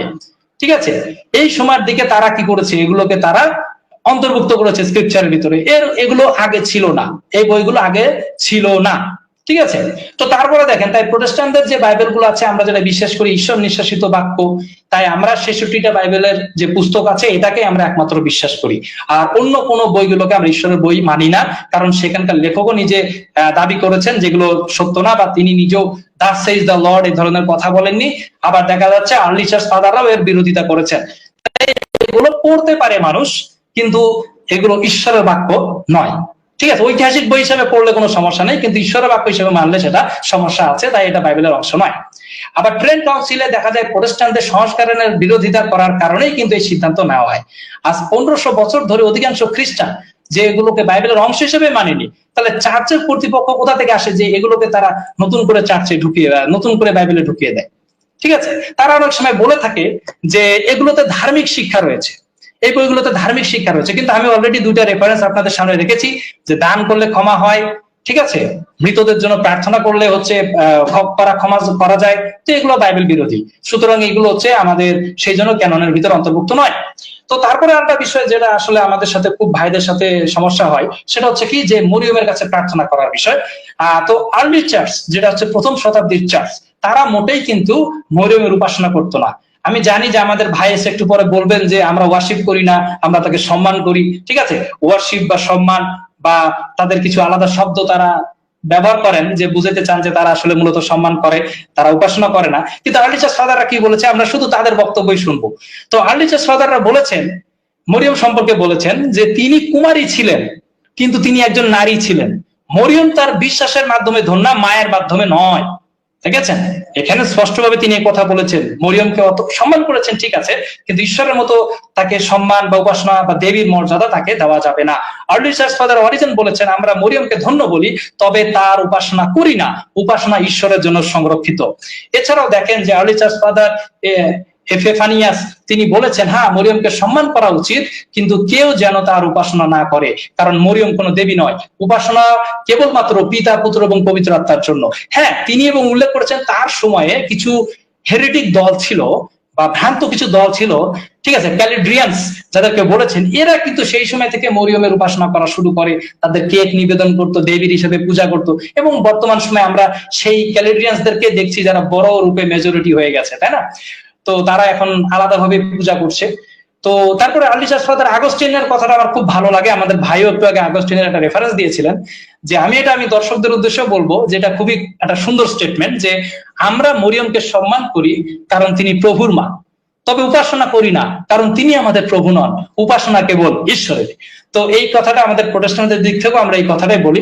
তো আর্লি চার্চ ফাদারদের সাক্ষ্য অনুসারে প্রমাণিত হয় যে প্রকৃত খ্রিস্টানরা কখনোই মরিয়মের উপাসনা বা প্রার্থনা কিছুই করেনি, তাকে দেবী হিসাবে বিশ্বাস করেনি, তাকে সম্মান করতে হবে এই ধরনের কথা বলেনি। ঠিক আছে, এছাড়াও ক্যাথলিক ভাইরা অনেক সময় মরিয়মকে স্বর্গের রানী এই টাইটেল দিয়ে ডাকে, স্বর্গের রানী। ঠিক আছে, কিন্তু বাইবেল অনুসারে পৌত্তলিকরা মূলত একটা দেবীকে মানত যাকে তারা স্বর্গের রানী হিসেবে মানত। তো মূলত এটা একটা ডিমনিক টাইটেল। কিভাবে? আপনারা সবাই বাইবেল খুলবেন, জিরোমিও তার 40 অধ্যায় 16 থেকে 19 পদ পড়বেন, দেখবেন যে এখানে কিছু লোকেরা পথভ্রষ্ট হয়ে যাওয়ার পরে ঈশ্বর সদাপ্রভুর উপাসনা না করে আকাশ রানীর উপাসনা করছে, আকাশ রানীর উদ্দেশ্যে ধূপ জ্বালিয়েছে। তো আকাশ রানীকে হিব্রুতে দেখলে কি হয়? আকাশ শব্দের অর্থ হচ্ছে হিব্রুতে শামাইম, আর রানী মানে কি? শামাইম মানে হেভেন্স, ঠিক আছে? হেভেন্স মানে স্বর্গ, তো স্বর্গের রানী। ইংলিশ গুলোতে দেখবেন যে স্বর্গের রানী। তো স্বর্গের রানী যে টাইটেলটা আছে, যদি কেউ ব্যবহারও করে, এটা আসলে ডিমনিক টাইটেল, এটা আসলে স্ক্রিপচার বেস টাইটেল হতেই পারে না, ঠিক আছে? তারপরে আমরা আসলে দেখি যে রোমান ক্যাথলিক ভাইদের মূর্তি পূজার সম্পর্কিত কিছু কথা, যে ভাইরা উল্লেখ করে থাকেন যে তারা সম্মান করেন, ঠিক আছে? তারা বলেন যে তারা তাকে সম্মান করেন, তারা কিছু ইংলিশ ওয়ার্ডও ব্যবহার করেন, মানুষ অনেক সময় বিভ্রান্ত হয়ে যান আসলে তারা বুঝাতে চাচ্ছে এটা কি। আসলে তারা উপাসনা করছে না, ঠিক আছে? তারা বলে ভেনারেশন করছেন তারা, কিন্তু বাস্তবে কোনো কিছু মূর্তির কাছে প্রার্থনা করা, হেঁটে গেলে প্রণাম করা, ফুল দেওয়া, নিবেদন করা, অ্যাকর্ডিং টু স্ক্রিপচার এগুলো সবই হচ্ছে কি? প্রতিমা পূজা। যেমন দেখেন যাত্রা পুস্তক 20 অধ্যায় 4 থেকে 5 পদে উনি ভাইও পড়েছেন অলরেডি, যে ইয়াওয়ে এলোহিম সদাপ্রভু ঈশ্বর আমাদেরকে স্পষ্টভাবে বলেছেন যে কোনো প্রকার মূর্তি তৈরি করা যাবে না, আকাশের, মাটির, পানির কোনো কিছুর মতো তৈরি করা যাবে না, তাদের সামনে কি নত হওয়া যাবে না, তাদের কি করা যাবে না? সেবা করা যাবে না। দেখেন ক্লিয়ার করে দিয়েছে, নত হওয়া যাবে না, প্রণিপাত করা যাবে না, সেবাও করা যাবে না, তাদের উপাসনাও করা যাবে না, যারা করবে তারা অভিশপ্ত হবে। এছাড়াও বাইবেলের লেবীয় তার 26 অধ্যায় 1 পদে বলছে যে তোমরা আমাদের জন্য আপনাদের জন্য কি করো? অবস্থ প্রতিমা নির্মাণ করিও না, খোদিত প্রতিমা স্থাপন করিও না, তাদের সামনে কি? প্রণিপাত করিও না। এই ধরনের কথাগুলো বাইবেল বলছে আমাদেরকে। তো সুতরাং বোঝা যাচ্ছে যে আসলে সম্মান করাও হচ্ছে কি? প্রতিমা পূজার অন্তর্ভুক্ত। তো এখন বিষয়টা হচ্ছে যে আমাদের ভাই অলরেডি উল্লেখ করেছিলেন যে বাইবেলে এরকম উল্লেখ আছে যে প্রতিমারা শুনতে পায় না, তাদের কান নাই, তারা দেখতে পায় না। এটা মূলত গীত সংগীতা তার 115-4 থেকে 8 পদে উল্লেখ করা আছে যে মূর্তি আসলে মূলত কিছুই করতে পারে না, যারা তাকে বিশ্বাস করে তারাও তাদের মতো হবে, ঠিক আছে? দেখতে পায় না, চলতে পারে না, কথা বলতে পারে না, কিছুই না। তো সবচেয়ে বড় পয়েন্ট যেটা আমি বলতে চাচ্ছি আসলে, যে সদাপ্রভু ঈশ্বর বলেছেন যে আমি ইয়াওয়ে, ইহাই আমার নাম, আমি সদাপ্রভু, ইহাই আমার নাম, আমি আপন গৌরব অন্যকে কিংবা আপন প্রশংসা খোদিত প্রতিমাগণকে দিব না। কেন তিনি এই কথা বলেছেন জানেন? তিনি হচ্ছেন অসৃষ্ট, তিনি কোনো মানুষ নন, তিনি কোনো পশু পাখি নন, তার সাথে সাদৃশ্য দেওয়ার মতো কিছুই তেমন নাই, তাই না? যদিও বাইবেল বলে যে আমরা তার সাদৃশ্যে সৃষ্টি হয়েছি, কিন্তু হুবহু তার মতো নয়, কারণ বাইবেলে অন্য জায়গায় লেখা আছে যে ঈশ্বর মনুষ্য নহেন, যে তিনি মিথ্যা বলিবেন। তার মানে তিনি আমাদের আক্ষরিক অর্থে তিনি মনুষ্য নন। তাহলে পিতা ঈশ্বর হচ্ছেন আত্মা, তার আত্মিক শরীর আছে, যেটাকে আপনি কখনো মূর্তির দ্বারা প্রকাশ করতে পারবেন না। যেহেতু যাকে আপনি কখনো প্রকাশই করতে পারবেন না, তো আপনি কেন তার মূর্তি বানাতে যাবেন? সুতরাং এখানে মূর্তি পূজাটা আসলে এই জন্যই ভিত্তিহীন হয়ে যায় যে আমার স্রষ্টা যিনি সবকিছু সৃষ্টি করেছেন, আমি তাকে বানানোর চেষ্টা করছি। আসলে এটাই হচ্ছে একটা ভুল জিনিস, মানুষ এটা ভুল করে থাকে। তো ক্যাথলিক ভাইয়ের অনেক সময় বলে থাকে যে আমরা পূজা করি না, সম্মান করি, সম্মান জানাই, কিন্তু বাইবেলে দেখেন অনেক জায়গাতে এরকম উল্লেখ করা আছে যে প্রকাশিত বাক্য 19 অধ্যায় 10 পদে, যেখানে বলা আছে যে একজন স্বর্গদূতের কাছে জন অ্যাপোস্টল কি করেছেন? যে তার পায়ের কাছে পড়েছেন। তখন স্বর্গদূত বলছেন যে আমার পায়ে পড়িও না, ঠিক আছে? আমার কাছে এসো না, আমি তো তোমার মতো একজন সহদাস, কেবলমাত্র ঈশ্বরেরই ভজনা করো, ঠিক আছে? ডাইরেক্ট তিনি এটাকে ইগনোর করেছেন। এই ধরনের বিষয়গুলো, এই ধরনের ভক্তি তিনি একদম পছন্দ করেননি যে তার কাছে কেউ নত হবে। এছাড়াও দেখেন যে শয়তানও তাকে বলেছে যে তুমি ভূমিষ্ঠ হয়ে আমাকে প্রণাম করো। সে কিন্তু বলছে না যে ভাই তুমি আমাকে ধূপ দোনা জ্বালায় উপাসনা করো, এরকম বলে নাই। সে বলেছে তুমি ভূমিষ্ঠ হয়ে আমাকে প্রণাম করো, ঠিক আছে? সে বলেছে ভূমিষ্ঠ হয়ে প্রণাম করো। যীশু খ্রিস্ট তাকে উত্তরে বলেছেন দূর হও শয়তান, কেননা লেখা আছে তোমার ঈশ্বর প্রভুকে প্রণাম করিবে এবং তাহারই আরাধনা করিবে। প্রণাম এবং আরাধনা দুইটাই শুধুমাত্র ইয়াহওয়ে এলোহিমের জন্য, সদাপ্রভু ঈশ্বরের জন্য, অন্য কারোর জন্য নয়। এটা প্রভু সরাসরি বলেছেন, এটা আমি বলিনি, ঠিক আছে? তারপর আরো দেখেন যে দানিয়েলের পুস্তকে আমরা দেখতে পাই যে 4জন বা যাদের যে কজন সঙ্গী ছিলেন, তাই না? সেই 4জন সঙ্গীকে বলা হয়েছিল তোমরা মূর্তির কাছে উবুড় হও। তাদেরকে বলে নাই যে তোমরা মন্ত্র বলো বা তোমরা তাদের উপাসনার সঙ্গীত গাও, কিছুই না। বলছে ভাই তোমরা খালি তার সামনে নত হও, এইটুকুই চাস, আর কিছু করা লাগবে না। কিন্তু দেখা গেছে তারা কেউ সেখানে নত হয় নাই, তাদেরকে তাদের বিশ্বাসের জন্য আগুনে পর্যন্ত ফেলাই দিছে। পরে ইয়াহওয়ে কি করছে? তাদেরকে রক্ষা করছে। তো বিষয়টা নত হওয়া, প্রণাম করাও, কিন্তু কি দেবগণের সেবা করা। এবং দেখা যাচ্ছে যে কোনো মূর্তির সামনে আপনি নত হলে আপনার পক্ষ থেকে যে আপনি যদি ভক্তি প্রকাশ করেন, এর মাধ্যমে বোঝা যায় যে আপনি আসলে তাকে পূজা করছেন। এটা হচ্ছে মূল বিষয়। তাই সম্মান করা, প্রণাম করা, যে যুক্তিগুলা বা ইংলিশ কিছু ওয়ার্ড ব্যবহার করে মানুষকে বিভ্রান্ত করার আসলে কিছু নয়। কিন্তু একটা জিনিস আমি বলে দিই যে আমাদের ভাইকে আমি একটা কথা বলি, একটা চ্যালেঞ্জ বলতে চাই। ডিবেটে যেহেতু হচ্ছে শুধু চ্যালেঞ্জ অবশ্যই দিতে হবে, যে তাকে আমি চ্যালেঞ্জ করতে চাই টোটাল স্ক্রিপচারে, ঠিক আছে, টোটাল স্ক্রিপচারে কোন জায়গাতে কি এরকম বলা আছে যে সম্মান করার সিস্টেম আলাদা, পূজা করার সিস্টেম আলাদা? হ্যাঁ, এই যে ক্রাইটেরিয়া তারা যে বানিয়েছে বা শব্দের যে একটা জাল তারা তৈরি করেছেন, যার দ্বারা মানুষকে আসলে একটু বোঝাইতে সমস্যা হচ্ছে, মানুষ বুঝতে পারছে না। তো এই জিনিসটা কি কোথাও বলা আছে যে কোন জায়গায় প্রণাম করা যাবে, অথচ উপাসনা আলাদা জিনিস, প্রণাম আলাদা জিনিস? হ্যাঁ, এরকম কি কোথাও আছে কিনা আমাকে একটু প্লিজ বলবেন যে এরকম কোথাও আছে কিনা। আপনারা যে ওয়ার্ড গুলা ব্যবহার করেন, এই ওয়ার্ড গুলা কি বাইবেলে আছে কিনা প্লিজ একটু বলবেন। আপনারা ভেনারেশন কথাটা ব্যবহার করেন, দয়া করে একটু প্লিজ আপনারা দেবেন। তো যাই হোক, আমি সেই বিষয় নিয়ে না, এবার অন্য বিষয় যাচ্ছি। আমার কাছে সময় কতক্ষণ আছে প্লিজ একটু বলবেন। হ্যাঁ, জাস্ট 5 মিনিট। 5 মিনিট। ঠিক আছে, যদিও আমাদের ভাই এসব পূজার বিষয়গুলো নিয়ে আসেনি, তাই আমি এসব বিষয় নিয়ে বেশি কথা বলতে চাচ্ছি না। যখন তিনি আরো এই কথাগুলো বলবেন তখন আমি এই কথাগুলো বলবো, যেহেতু যে বিষয়গুলো উনি কথা বলেছেন সেগুলো নিয়ে বলবো আমি। তারপরে আরো অনেক বিষয় আছে যেগুলো বলতে চাচ্ছি। যে আমরা যদি দেখি যে আচ্ছা, এবারে যদি আমরা দেখি যে প্রভু যীশু খ্রিস্ট মূর্তি পূজারীদের খুবই কঠোর একটা কথা বলেছেন। এটা আমি বলছি না, এটা সরাসরি কে বলছেন দেখুন তো, প্রভু যীশু খ্রিস্ট না, তিনি প্রতিমা পূজকদেরকে সরাসরি তিনি কুকুর বলে আখ্যায়িত করেছেন এবং বলেছেন যারা মূর্তি পূজা করবে এরা কখনোই স্বর্গরাজ্যে প্রবেশ করতে পারবে না। প্রকাশিত বাক্য 22:15 বলা আছে এরা সবাই স্বর্গের দ্বারের বাইরে থাকবে, এরা কেউ যেতে পারবে না। তা সুতরাং আপনি কোনো কিছুর উপর ফুল দেন, মাথা নত করেন বা বলেন সম্মান করি, অমুক করি, তমুক করি, এগুলো সবই হচ্ছে অ্যাকর্ডিং টু স্ক্রিপচার, এগুলো সবই হচ্ছে কি প্রতিমা পূজা। বরং স্ক্রিপচার আমাদেরকে শিখিয়েছে আমরা যেন আত্মা এবং সত্যে পিতা ঈশ্বরের ভজনা করি, অন্য কোনো মাধ্যমে নয়। ঠিক আছে, আমি একজন আর্লি চার্চ ফাদারের রেফারেন্সটা দেবো যে তারা ওই মূর্তি তৈরি করে এবং সেগুলোকে পূজা করে, কিন্তু খ্রিস্টানদের এইসব মূর্তি তৈরি করার প্রয়োজন নেই, কারণ ঈশ্বর আত্মা। ঠিক আছে, কোন রূপে সীমাবদ্ধ নয়। এভাবে করে আর্লি চার্চ ফাদার অনেক রেফারেন্স দিয়েছেন, যেগুলো আসলে বলার সময় নাই যেহেতু আমার কাছে, সেহেতু সবার রেফারেন্স নিয়ে আসবো না। তবে আমি ওই আরেকটা বিষয় একটু নিয়ে আসতে চাচ্ছি, যে যেহেতু আমার হাতে টাইম আছে এখনো। আচ্ছা, তাদের একটা কথা আছে যে তারা বলে থাকেন যে হ্যাঁ, তারা বলে থাকেন যে প্রার্থনা, তাদের ভিতর রোজারির একটা প্রার্থনা আমাদের দেখা যায় যে তারা অনেক সময় রোজারি দিয়ে প্রার্থনা করেন। তো এটা মূলত প্রথম শতাব্দীতে ছিল না। ঠিক আছে, তৃতীয় থেকে পঞ্চম শতকের দিকে মরুভূমিতে কিছু সন্ন্যাসীরা ছিল, ফাদার যাদেরকে বলে আর কি। এরা কি করতো, 150 বার গীত সংগীতা পাঠ করতেন। সাধারণ লোকেরা পুরোপুরি যেহেতু গীত সংগীতা মুখস্থ করতে পারতেন না, এর বদলে তারা কি করতো 150 বার আওয়ার ফাদার বা হে আমাদের স্বর্গস্থ পিতা, লর্ডস প্রেয়ার তারা পড়তো।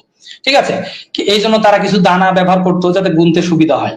কিন্তু হাল মেরি যে কথাটা তারা ব্যবহার করে থাকে, এটা 11 শতকে আসছে। ঠিক আছে, এটা লুক থেকে তারা নিয়েছেন এই রেফারেন্সটা। তো দেখা যায় যে 11 শতাব্দীতে এটা জনপ্রিয় হওয়া শুরু হয় এবং 1300 শতকে মূলত এটা কি ডমিনিক, যিনি তাদের হয়তো সেন্ট ডমিনিক, তিনি এটা রোজারির বিস্তার করেছেন এবং তারপর থেকে এটা কিন্তু ঢুকেছে। এটা কিন্তু প্রথম শব্দের ছিলই না। এবং বর্তমান যে কাঠামো সেটাতে তারা আরো, যেটা আলান্দে লা রাচে, নামগুলো ইটালিয়ান নাম, কঠিন। তো যাই হোক, তারা কি করেছে, এগুলোকে তারা আরো বেশি শক্তিশালী করেছে অনেক পরে, পোপ দ্বিতীয় জন পলের সময় থেকে। হ্যাঁ, এগুলো 1500 শতকের পরে। তো মূল বিষয়টা দেখেন যে 1100 শতকে তারা হলমেরি প্রার্থনাটা নিয়ে এসেছে। আবার প্রথম থেকে বলি, তৃতীয় থেকে পঞ্চম শতাব্দী এই সালে এগুলা ছিল না। 1100 শতাব্দী থেকে হলমেরি ঢুকছে, তারপরে সেন্ট ডমিনিক আরো এটাকে বিস্তার করেছেন এবং 1500 শতাব্দীর দিকে এটা আরো শক্তিশালী ভাবে হয়েছে। কিন্তু বাইবেলের মতি তার 6:7 প্রভু স্পষ্টভাবে বলেছেন যে আমরা যেন কোনো প্রার্থনা পুনরুক্তি না করি, একই জিনিস যেন বারবার না বলি, কারণ পরজাতিরা বা প্যাগানরা সেভাবে প্রার্থনা করে থাকে। এছাড়াও আর্লি চার্চ ফাদার অনেকজনের রেফারেন্স আছে, তবে আমি একজনের দিয়ে শেষ করতে যাচ্ছি, যে টাইম কম। আর্লি চার্চ ফাদার অরিজেন বলেছেন, তিনি বলেন প্রার্থনা হৃদয় থেকে হওয়া উচিত, মুখের পুনরাবৃত্তি নয়। ঈশ্বর আমাদের হৃদয়ের কথা শোনেন, আমাদের হৃদয়ের মনোভাব প্রকাশ করেন। এছাড়া আরেকটা বলে দিই যে ফাদার ক্রিস্টম বলেছেন যে তিনি নিষিদ্ধ করেছেন সে নিরর্থক পুনরাবৃত্তি বা কেবল ঠোঁটের শব্দ, কিন্তু হৃদয়ের অনুভূতি নয়। তো মূলত এইভাবে করে আর্লি চার্চ ফাদার অনেকেই এরকম এই বিষয়টা বলেছেন। ঠিক আছে, কিন্তু দেখা যাচ্ছে যে তারা পরে এই বিষয়গুলোকে ধর্মে নিয়ে এসেছেন। আর আমি শ্রোতাদের উদ্দেশ্যে বলি, আমাদের শুভম ভাই অনেক সুন্দরভাবে তিনি একটা খুব ভালো সাবলীল ভাষায় তিনি কথা বলেছেন। আমি আসলে তাকে অনেক ধন্যবাদ জানাই তার জন্য। আর তিনি যে পয়েন্টগুলো নিয়েছেন তার প্রেজেন্টেশনে, সেগুলো আমি আমার রিপোর্টাল সেশনে, মানে পরের সেশনে যখন আমি আসবো সবগুলো উত্তর দেবো। তো ড্যানিয়েল, আমার মনে হয় টাইম শেষ হয়ে গেছে না? হ্যাঁ, আপনারা 2 মিনিটের মতো আছে। ও 2 মিনিট আছে, আচ্ছা আচ্ছা ঠিক আছে, তাহলে আমার 2 মিনিট, তাহলে আমি আরেকটু আগাই।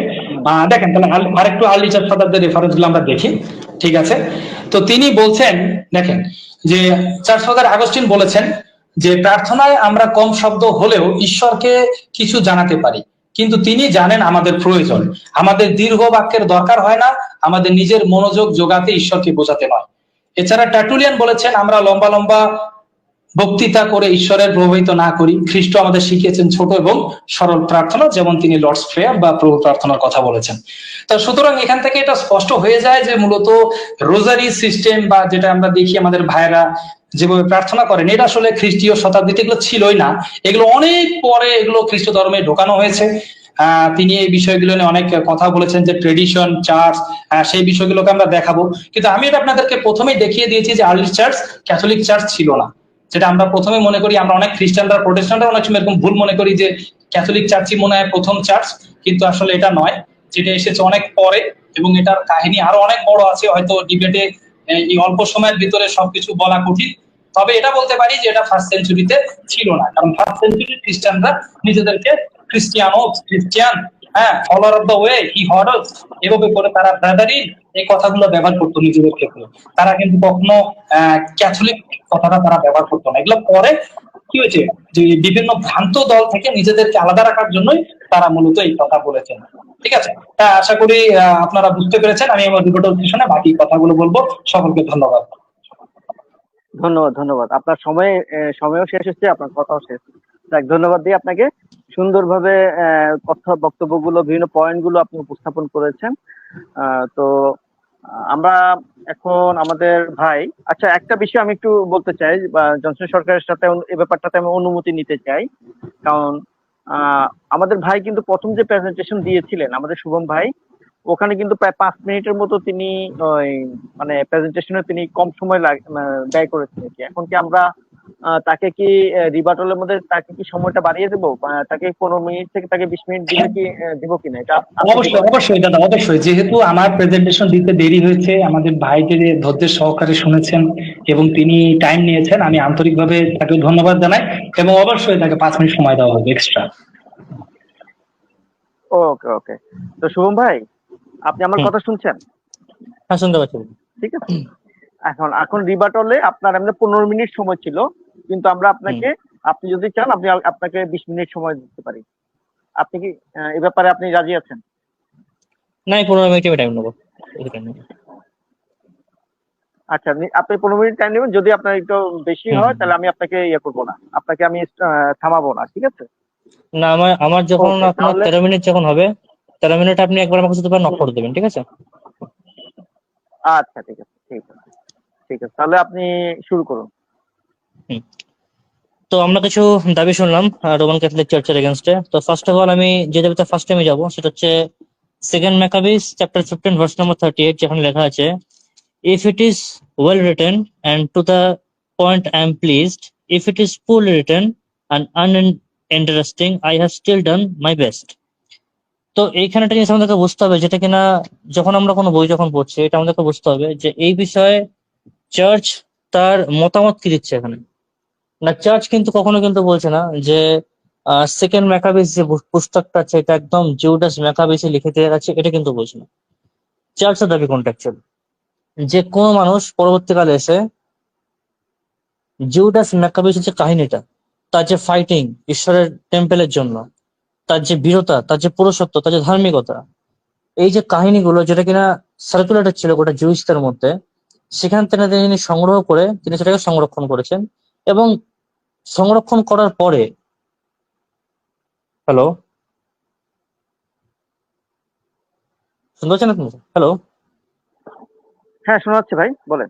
হ্যাঁ, তো যখন তিনি সংরক্ষণ যখন করলেন সবার কাছ থেকে ট্র্যাডিশনালি এই বিষয়গুলোকে নিয়ে, তখন তিনি তার লেখাটাকে প্রেজেন্ট করার জন্য তখন তিনি এখানে বলছেন যে যদি আমি চেষ্টা করেছি ভালো করে লেখার, কিরকম হচ্ছে আমি জানি না, বাট আমি আমার সবটুকু যে বেস্ট আমি ট্রাই করেছি, অ্যাটেম্প করেছি বিষয়টাকে উপস্থাপন করার। না, এটা খুবই একটা কমন বিষয়, এটা আমরা প্রত্যেকে বলতে পারি, এটা আমরা আমাদের বাস্তবিক জীবনে এটা আমরা অনেকে বলে থাকি। যখন আমরা কোনো নিউ টেস্টামেন্টের উপর কোনো আমরা থিসিস আমরা যখন লিখি, বা গোটা নিউ টেস্টামেন্টকে আমরা কপি যখন করি অন্য কোনো ভার্সনের মধ্যে, সেখানটা আমরা লিখতেই পারি যে আমি আমার সাধ্যগতির চেষ্টা করলাম।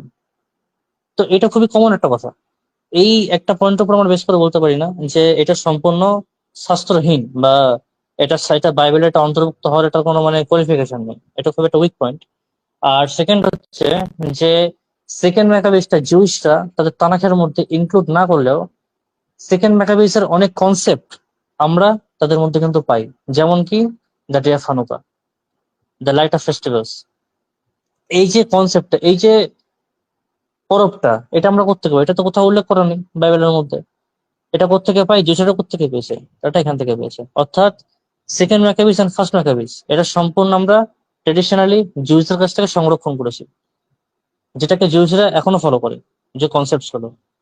এখানে দাবি করা হলো মৃতদের জন্য প্রার্থনা করার যে বিষয়টা অ্যাকচুয়ালি।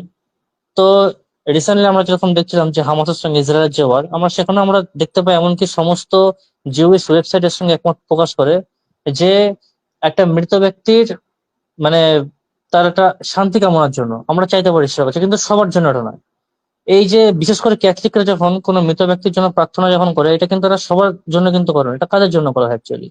যে যেই সমস্ত ব্যক্তিরা ধার্মিকতার সহিত মারা গেছে, কিন্তু হতে পারে যে কিছুটা ভিনিয়াল সেন্স, যে এমন কোনো পাপ যেটা কিনা যেটা কিনা মৃত্যুজনক নয়, বা যেটা কিনা আমার সঙ্গে ঈশ্বরের সম্পর্ক নষ্ট করতে পারে।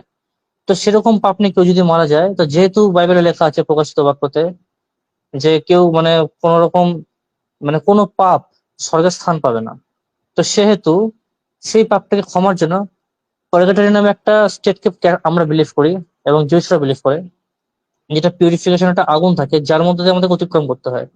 ওটা কখন হয়? যখন কোনো ব্যক্তি যখন বিশ্বাসের সহিত প্রভুতে বিশ্বাস করে তারা মারা যখন যান, কেবলমাত্র ওই ধার্মিক ব্যক্তিরা কিছু ছোটখাটো পাপের জন্য সেই স্টেটে তাদের সেখানে স্টে করতে হয়। কেন স্টে করতে হয়?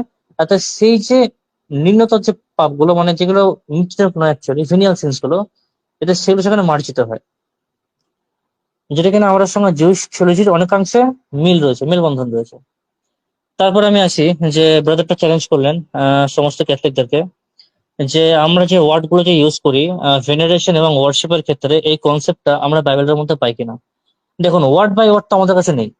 আর ওয়ার্ড বাই ওয়ার্ড যদি বলা হয়, তাহলে আমরা এটাও বলতে পারি যে ট্রিনিটি যে ওয়ার্ডটা একদম হুবহু যে ওয়ার্ডটা, সেরকম ট্রিনিটি ওয়ার্ড বাইবেলের মধ্যে নেই কোথাও। কিন্তু তা আমরা বিলিভ করি। কেন করি? কেননা এই শব্দটা ডাইরেক্ট বাইবেলের মধ্যে মেনশন না থাকলে পরেও তার যে গুণাবলীগুলো, তার যে বৈশিষ্ট্যগুলো, সেগুলো আমরা পাই বাইবেলের মধ্যে। একইভাবে আমরা যে শব্দগুলো ইউজ করি, ল্যাট্রিয়া অ্যান্ড ডুলিয়া। ল্যাট্রিয়া কোনটা? যেই ওয়ার্শিপটা কেবলমাত্র ঈশ্বর পাওয়ার যোগ্য। ডুলিয়া কোনটা? যেই ভেনারেশনটা সেন্সরা বা ঈশ্বরের লোকেরা পাওয়ার যোগ্য। এবার হতে পারে দুটো এক্সাক্ট ওয়ার্ড হয়তো বাইবেলের মধ্যে উল্লেখ করা নেই, কিন্তু তার যে কম্পোজিশনটা, তার যে ব্যাখ্যাটা, সেই সমস্ত কিন্তু আমরা পাই বাইবেলের মধ্যে। এজ এক্সাম্পল যদি আমরা যাই তার আদি পুস্তক, তার 19 নম্বর অধ্যায়, তার 1 নম্বর পদে, যেখানে আমরা দেখতে পাই যে লোট দুজন দূতগণের সামনে তিনি মাথা নোয়ালেন, তিনি ভূমিষ্ঠ হলেন। না, এইখানে তিনি কার সামনে ভূমিষ্ঠ হচ্ছেন? দুজন স্বর্গদূতের সামনে তিনি ভূমিষ্ঠ হচ্ছেন। তো এইখানে কিন্তু কখনো এটা মূর্তি পুজো কিন্তু না। এটা আমাদেরকে বুঝতে হবে যে হিব্রু কালচারে যখন কোনো দূত বা ঈশ্বরের কোনো নবী বা ঈশ্বরের কোনো মনোনীত লোক যখন আসে, তখন ইহুদিরা তাদেরকে অ্যাজ এ গডের রিপ্রেজেন্টেটিভ তারা কিন্তু মান্যতা দেয়, এবং রিপ্রেজেন্টেটিভকে তারা সবসময়তে আগাগোড়াই তারা কিন্তু ভেনারেশন করে আসছে। এটা কিন্তু নতুন কিছু না, যেটা ক্যাথলিকরা একটা আবিষ্কার করেছে, এটা নতুন কিছু না। এটা বাইবেল থেকে আমরা পাই যে লোট দুজন স্বর্গদূতের সামনে তিনি ভূমিষ্ঠ হয়ে তিনি প্রণাম করলেন। এবং প্রথম বংশাবলী তার 29 নম্বর অধ্যায়, তার 2 নম্বর পদে আমরা দেখতে পাই যে গোটা ইসরায়েল সদাপ্রভুর সামনে তার ভূমিষ্ঠ হয়ে নত হলো, এবং রাজা দাউদের সামনেও তারা ভূমিষ্ঠ হয়ে নত হলো। এবারে এই দুটো ভূমিষ্ঠ হওয়া কিন্তু একরকম নয়। একটা ভূমিষ্ঠ যেটা হচ্ছে ল্যাট্রিয়া, যেটা কিনা সম্পূর্ণ ঈশ্বর পাওয়ার যোগ্য। আর এটা হচ্ছে ডুলিয়া, যেটা কি যে এমন টাইপের মানে ভেনারেশন যেটা কেবলমাত্র মানুষকে আমরা দিতে পারি। এটা মানে ঈশ্বরের সঙ্গে কোনো সম্পর্ক নেই, এটা কেবলমাত্র মানুষের জন্য ডুলিয়াটা। তো দেখুন, ওয়ার্ডটা না পেলেও এর যে মূল যে বিষয়বস্তুগুলো, যে কম্পোজিশনটা, যে উপাদানগুলি, সেটা কিন্তু আমরা পাচ্ছি। কোথায় কোথায় পাচ্ছি? আমি আরেকবার রিপিট করছি এখানে, জেনেসিস চ্যাপ্টার 19 ভার্স নাম্বার 1 এবং first Chronicles chapter 29 verse number 2। একই সঙ্গে দাবি করা হলো যে রোসারি প্রেয়ার নিয়ে, যে রোসারি প্রেয়ার আমরা মানে রিপিট করি, আর রিপিট মানে করাটা বাইবেল বিরুদ্ধ। তো আমি এখানে একটা ভার্স শো করছি এখানে, যেটা বুঝতে কোনো সুবিধা হয়। আম, এক সেকেন্ড।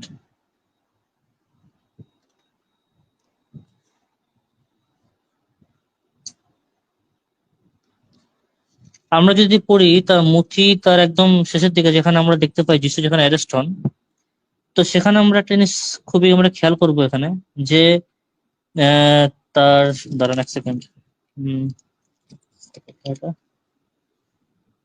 এটা আপনার 26 নম্বর অধ্যায়ের, যদি আপনি পড়েন 47 নম্বর পদ থেকে, সরি 47 নম্বর না, অ্যাকচুয়ালি তার 44 নম্বর পদে, যে তিনি পুনরায় তাহাদিগকে ছাড়িয়া গিয়া তৃতীয়বার পূর্বের মতো কথা বলিয়া প্রার্থনা করিলেন। এই যে স্টেটমেন্টটা এখানে, যে তৃতীয়বার যিশু যখন গেলেন প্রার্থনা করতে, তিনি পূর্বের ন্যায় তিনি প্রার্থনা করলেন, অর্থাৎ তিনি কিন্তু ফার্স্ট এন্ড সেকেন্ড প্রেয়ারের মতন থার্ড প্রেয়ারটাকে তিনি রিপিট করলেন, ঠিক আছে? তো সেই ক্ষেত্রে যদি বলা হয় যে প্রার্থনাকে রিপিট করা মানে সেটা বাইবেল বিরুদ্ধ, তাহলে কি যিশু ওখানে বাইবেল বিরুদ্ধ কাজ করেছিলেন? এটাকে আমরা বলতে পারি? কখনোই না। আচ্ছা, আমরা যদি একটু ধারণা রাখি জিউসদেরকে নিয়ে, আমরা দেখতে পাই শেমা একটা প্রেয়ার আছে, শেমা ইসরায়েল আদোনাই এলোহেনু আদোনাই একাদ। তো আমরা দেখি জিউসরা যখনই কোনো প্রার্থনা করে, তারা সবসময় কিন্তু এই যে স্টেটমেন্টটা, এই যে প্রেয়ারটা, তারা সবসময় কিন্তু আউড়ে যায়, রিপিট করে যায়, ঠিক আছে? তো অনেক প্রোটেস্ট্যান্ট আমাদেরকে এরকম মানে বলে থাকে যে রিপিট প্রেয়ারটা মানে করা মানে এমন না যে ঈশ্বর ইয়ে শুনবে, এটা ঈশ্বর পছন্দ করেন না। এটা কার ক্ষেত্রে পছন্দ করেন না, এটা আমাদেরকে জানতে হবে। না, প্রভু যিশু যেখানে রিপিটেটিভ প্রেয়ারটা বারণ করেছেন, সেখানে বলেছেন তোমরা জাতিগণের মতন তোমরা করো না। আজকে অন্যান্য মূর্তি পূজক যারা আছে, পৌত্তলিক যারা আছে, তারা তাদের ভগবানের নাম বিশেষ করে তারা রিপিট করতে থাকে। কেন করতে থাকে? ব্লেসিং পাওয়ার জন্য, তাদের ভগবান তাদের কথা শুনবে, তাদের নাম বিশেষ করে স্মরণ করলে পরে, এটার জন্য। কিন্তু ক্যাথলিকরা যখন এটা করে, ক্যাথলিকরা কিন্তু সে পারপাস নিয়ে কিন্তু করে না। এটা আমরা ভালো করে খেয়াল করি। আমরা ক্যাথলিকরা যখন হেল মেরি প্রেয়ার হোক, আওয়ার ফাদার ইন হেভেন যে প্রেয়ারটা সেটা হোক, এবং ফাতিমা প্রেয়ার হোক, আমরা যখন প্রার্থনাগুলো আমরা যখন করি রোসারি প্রেয়ার নিয়ে, সরি রোজারি রোজারি বিট নিয়ে, তখন কিন্তু আমরা সেই যে ইনসিডেন্ট গুলো বাইবেলের মধ্যে হয়েছিল, যে গ্যাব্রিয়েল এসে মারিয়ামকে তিনি দর্শন দেন, তিনি তাকে গুড নিউজ দেন ত্রাণ কর্তাকে নিয়ে, সেইগুলোর উপরে যিশু যে আমাদের যে ক্রুশে গেছেন, তিনি যে আমাদের জন্য যে প্রাণ দিয়েছেন, সেগুলোকে বিভিন্ন যে অ্যাপোস্টলিক যে ক্রিডস গুলো, যে মানে খ্রিস্টানিটির যে মূল যে মানে ডক্ট্রিন গুলো, সেগুলোকে শর্টকাটের মধ্যে মেমোরাইজ করা এবং সেগুলোর উপরে মনোনয়ন করা, সেইগুলো। তো এইগুলোর উপরে আমরা নিজেকে কি করি, আমরা কনসেন্ট্রেট করি, আমরা সেখানে মেডিটেশন করি। এটা হচ্ছে একটা মেডিটেশন এক ধরনের, যেটা হচ্ছে আমরা যেটাকে আমরা বলে থাকি যে স্পিরিচুয়াল জিমন্যাস্টিক, যে এগুলোর উপর আমরা মনোনয়ন করি, ফোকাস করি, তাতে আমাদের মাইন্ড পিউরিফাই হয়। কোত্থেকে পিউরিফাই হয় না, যখন আমরা এই জিনিসগুলোতে যখন আমরা সম্পূর্ণ টাইম যখন দিই মনোনয়নের উদ্দেশ্যে, তখন আমাদের মধ্যে কিন্তু কোনো রকম খারাপ থট কিন্তু আসে না। তো সেই উদ্দেশ্যে আমরা বলে থাকি যে এইটা করা মানে মাইন্ডকে পিউরিফাই করা। এটা করা মানে নিজের যে স্পিরিচুয়াল যে অ্যাটেনশন খ্রিস্টের বিভিন্ন তত্ত্বের প্রতি, সেখানে নিজের অ্যাটেনশনকে বাড়ানো। তারপর তিনি উল্লেখ করেছেন যে রোমান শব্দ নিয়ে, ক্যাথলিক এবং রোমান ক্যাথলিক যে বিষয়টা তিনি এখানে উল্লেখ করেছেন, একদম প্রথম থেকে রোমান শব্দটাকে ইউজ করা হতো না। প্রথম থেকে শুধুমাত্র ক্যাথলিক ওয়ার্ডটাকে ইউজ করা হতো, কিন্তু রোমান ওয়ার্ডটা কেন এখানে ইউজ করা স্টার্ট হলো?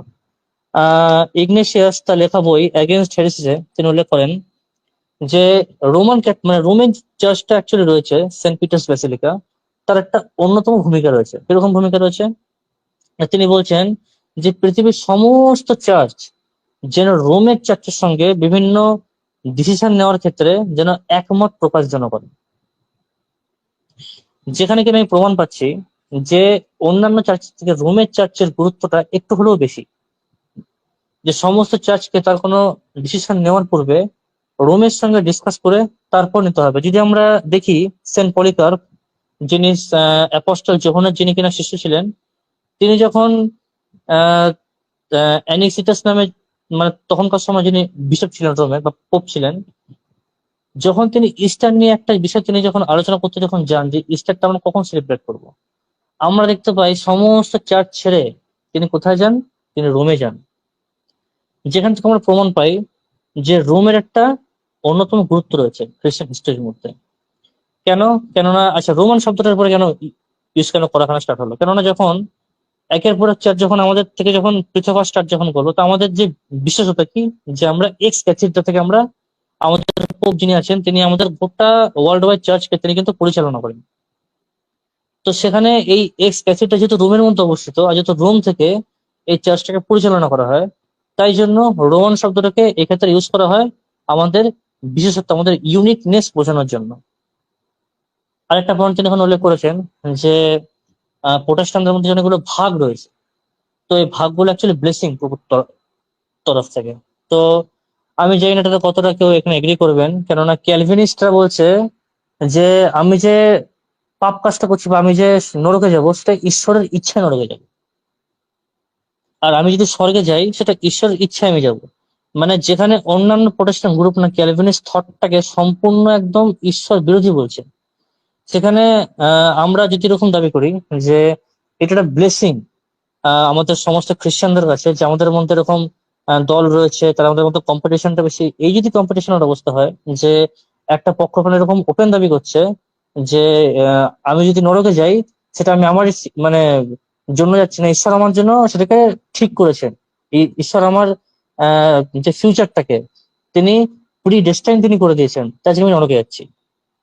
অপরের দিকে লুথারান যারা, মানে মার্টিন লুথারের মানে থিওরি যারা কিনা অবলম্বন করেন, তারা কি বলেন একটা সময়তে যে second Peter, third Peter, epistle of James, the book of revelation, এটা একটাও বাইবেলে থাকার যোগ্য নয়।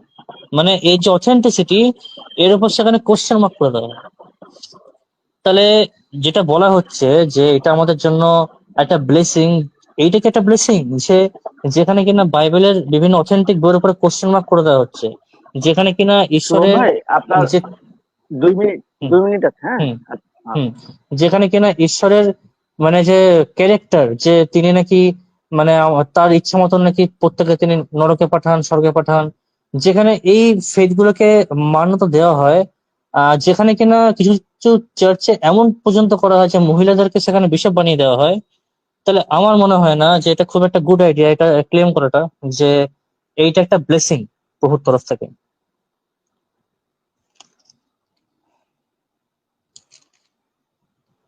ব্যাস, আমি এখানে আমার রিপোর্টাল আমি এখানে শেষ করছি।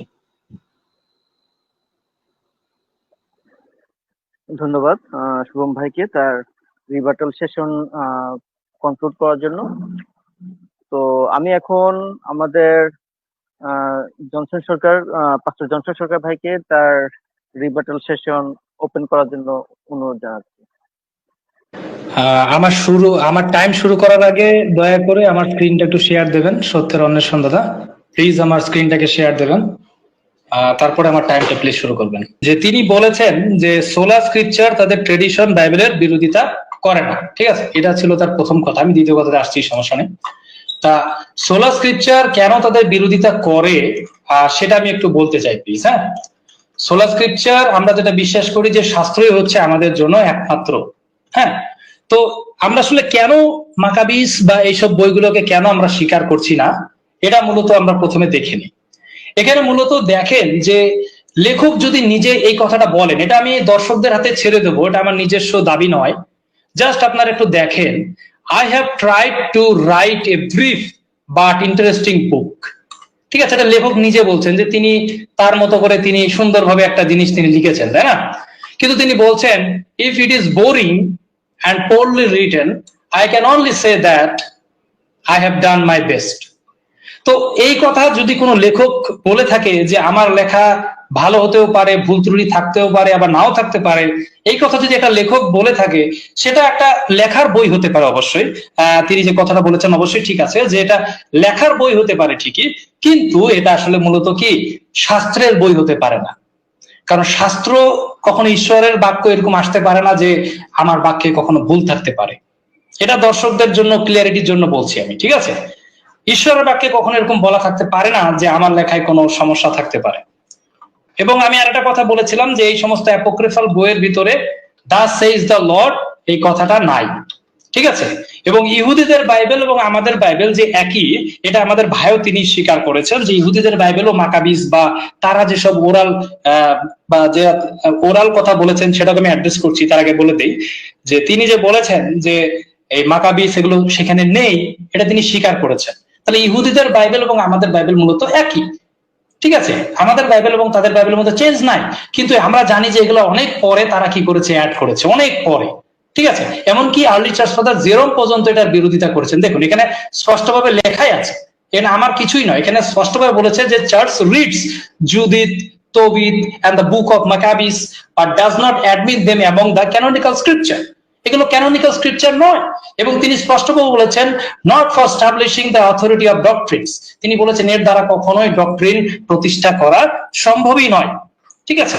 তো এটা হচ্ছে মূল বিষয়। তারপরে আমাদের দাদা একটা সুন্দর কথা বলেছেন যে ট্রেডিশন নিয়ে তিনি কথা বলেছেন, সেটা আমার খুব ভালো লেগেছে যে তিনি ওরাল ল এবং তিনি কি করেছেন যে তিনি রিটেন ল নিয়ে কথা বলেছেন, যেটা আসলে অনেক খ্রিস্টানরাও জানে না, তবে আমার ভালো লেগেছে যে তিনি এই কথা বলেছেন। হ্যাঁ, এটা সত্য যে ইহুদিদের কাছে ওরাল ল বা ওরাল তৌরা এবং রিটেন তৌরা বিশ্বাস করে তারা, কিন্তু ব্যাপারটা হচ্ছে তাদের যে ওরাল তৌরাটা আছে সেটা যদি আমাদের স্ট্যান্ডার্ড হয়ে থাকে, তিনি ফরিসিদের রেফারেন্স দিয়েছেন যে ফরিসিরা যা শিক্ষা দেয় সেটা তোমরা মেনো, তাহলে ব্যাপারটা হচ্ছে ফরিসিরা সবকিছুই বলেছে যে তাদেরকে বিধিবিধান মানতে হবে, তা আমরা তো সেই বিধিবিধান গুলো মানি না, তাই না? তো এখন বিষয়টা হচ্ছে ফরিসি এবং অধ্যাপকেরা মূলত কি করেছিল, ঈশ্বরের বাক্য পেয়েছিল কিন্তু তারা নিজেদের স্বার্থে তারা কি করেছিল, ঈশ্বরের বাক্যকে চেঞ্জ করেছিল। এবং এই কথা আমি নিজে বলছি না, ঠিক আছে, এই কথা আমি নিজে বলছি না, স্বয়ং প্রভু যীশু খ্রিস্ট নিজেই বলছেন। দেখুন তারা যখন হাত না ধুয়ে খাওয়ার বিষয় নিয়ে বাইবেলে কোনো জায়গাতে লেখা নাই, কিন্তু ইহুদিরা এসে ফরিসিরা এসে প্রভুকে বলছেন যে তোমার শিষ্যরা হাত না ধুয়ে খাবার খায়, তারা তো পাপ করছে।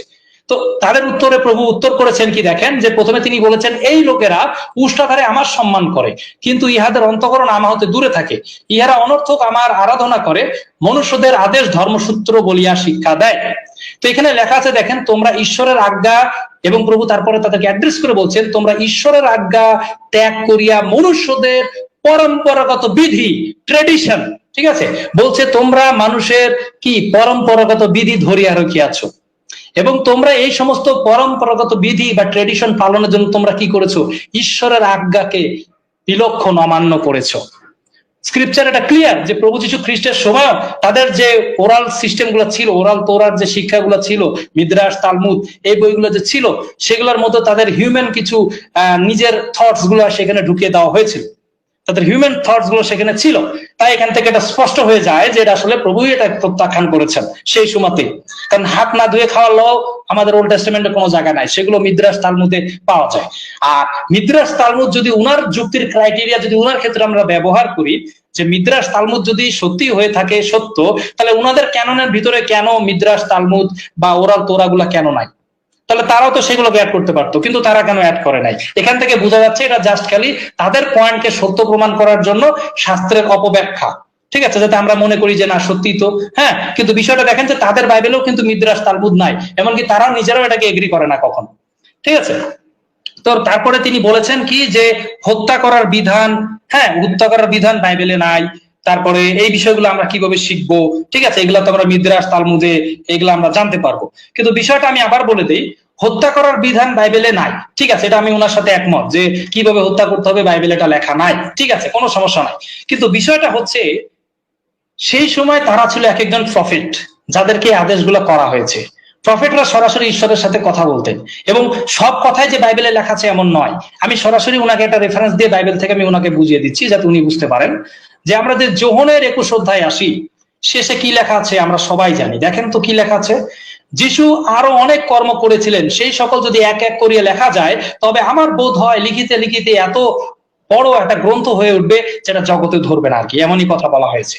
তাহলে সবকিছু যদি ডিটেলস লেখা হয় যে একটা জিনিসের গলা থেকে কাটতে হবে না উপর থেকে কাটতে হবে না নিচ থেকে কাটতে হবে, এইভাবে করে যদি সবকিছু লেখা থাকে তাহলে তো ভাই এই বইগুলো অনেক বড় হয়ে যাবে, এটা মানুষের পড়ার জন্য কাজে আসবে না।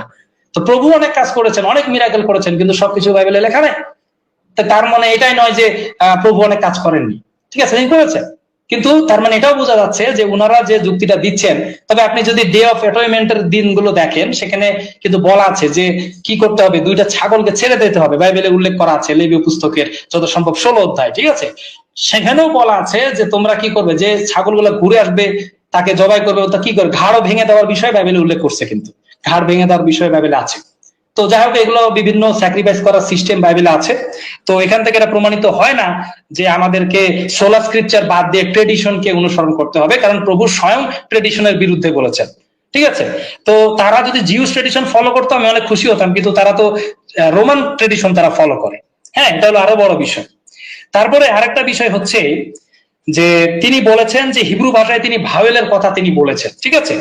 তা আমি তাকে প্রথমে তার জানার জন্য আমি বিষয়টা ক্লিয়ার করে দিই যে হিব্রু বাইবেল যখন লেখা হয় বা হিব্রু ভাষার যে আদি ফর্ম, সেই ফর্মগুলোয় কোনোটাতেই স্বরবর্ণ নাই, ঠিক আছে। আমি তার জানার জন্য বলে দেই, হয়তো অনেকেই বিষয়টা জানেন যে তিনি হয়তো এটা ভুল বলেছেন বা তার বলতে তো মিস্টেক হতে পারে, মানুষ মাত্র ভুল হতে পারে, যে হিব্রু বাইবেলে স্বরবর্ণ ছাড়াই কিন্তু হিব্রু লেখা হতো, ঠিক আছে। এই জিনিসটা তিনি হয়তো জানতেন না।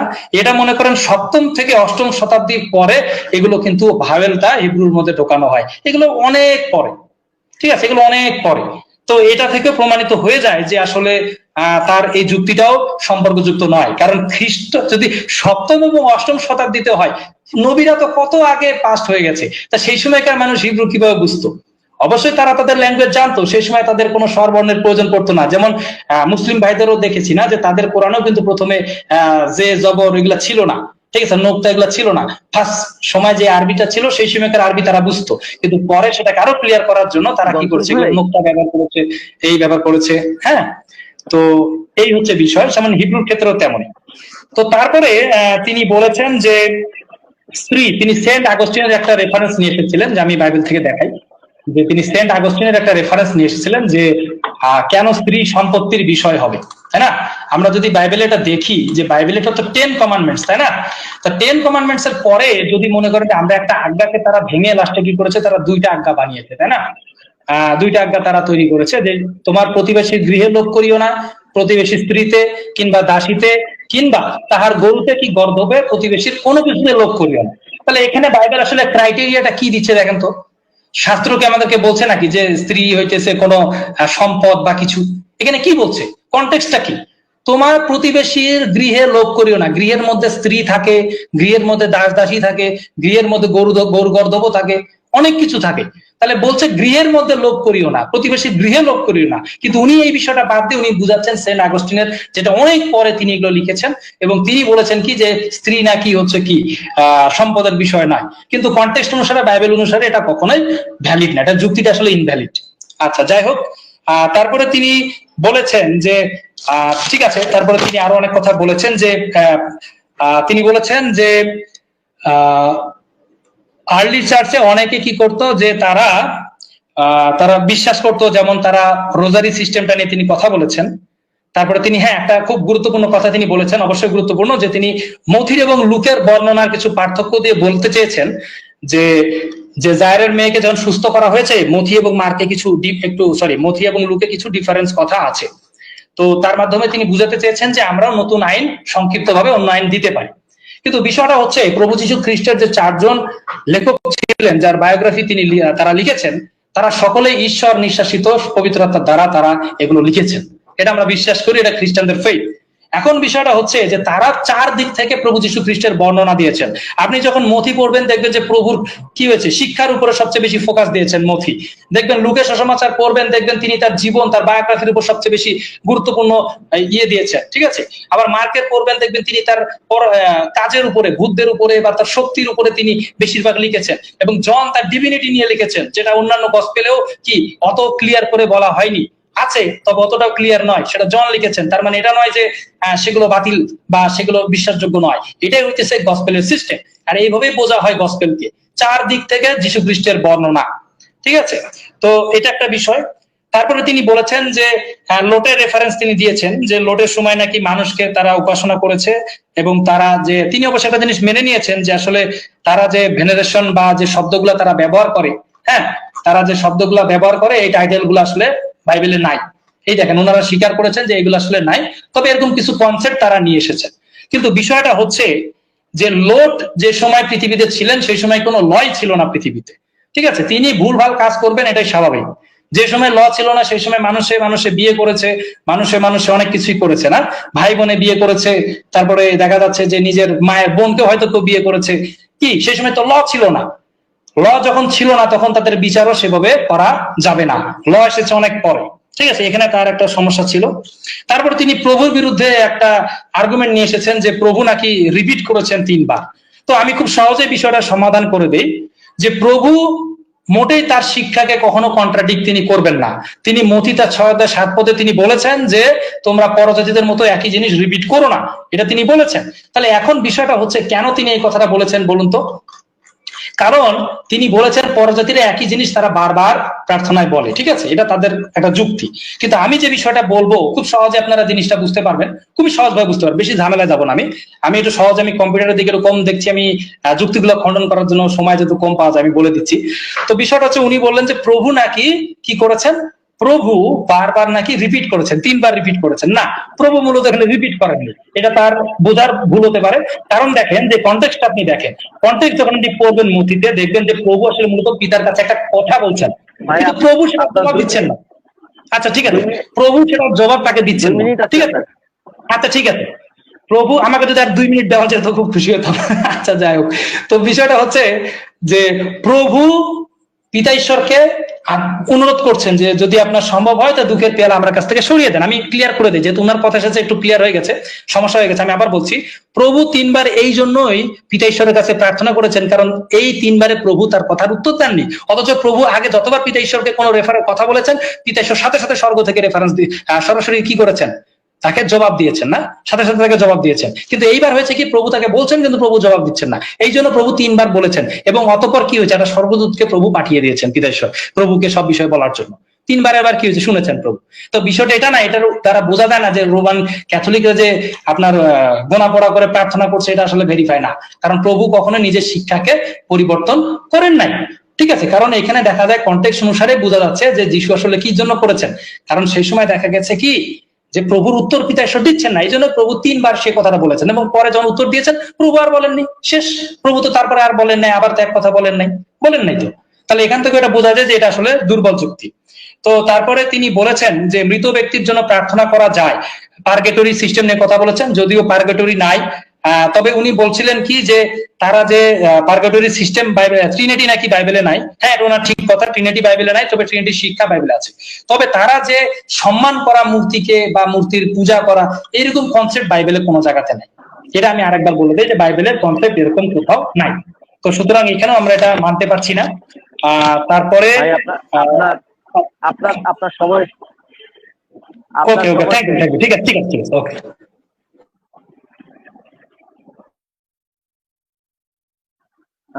ধন্যবাদ দেই আমাদের জনসন ভাইকে তার রিবার্টাল সেশন সমাপ্ত করার জন্য।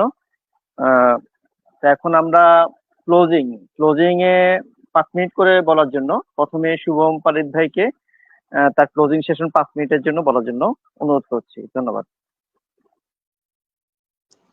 সবাইকে। শালম।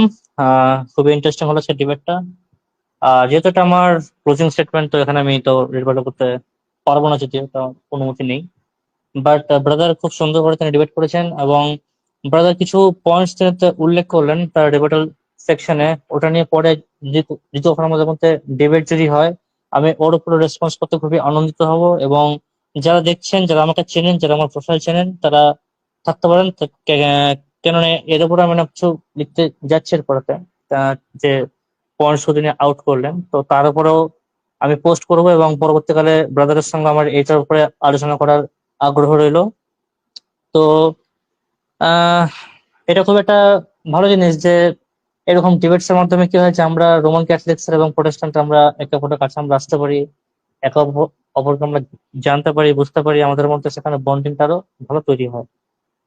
তো এটার জন্য আমি সবাইকে এখানে খুবই ধন্যবাদ দিচ্ছি এবং যারা যে সমস্ত আমাদের ভিউয়ার্স এখানে রয়েছেন সবাইকে অনেক অনেক থ্যাংক ইউ এখানে আমাদের সঙ্গে অ্যাড হওয়ার জন্য, আমাদেরকে দেখার জন্য, শোনার জন্য।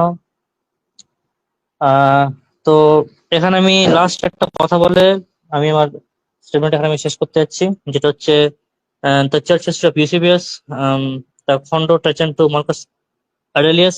তো এখানে আমরা দেখতে পাই যে তিনি সুন্দর একটা কথা বলছেন বিশপ ইউসেফিস এখানে, যে অনেক ভ্রান্ত শিক্ষা এসছে, অনেক ভ্রান্ত শিক্ষা চলে গেছে, কিন্তু পবিত্র ক্যাথলিক চার্চ যেরকম আগে ছিল, যেরকম তার শিক্ষা স্থির ছিল, সেরকম ভাবেই রয়েছে এবং আগামী দিনেও থাকবে।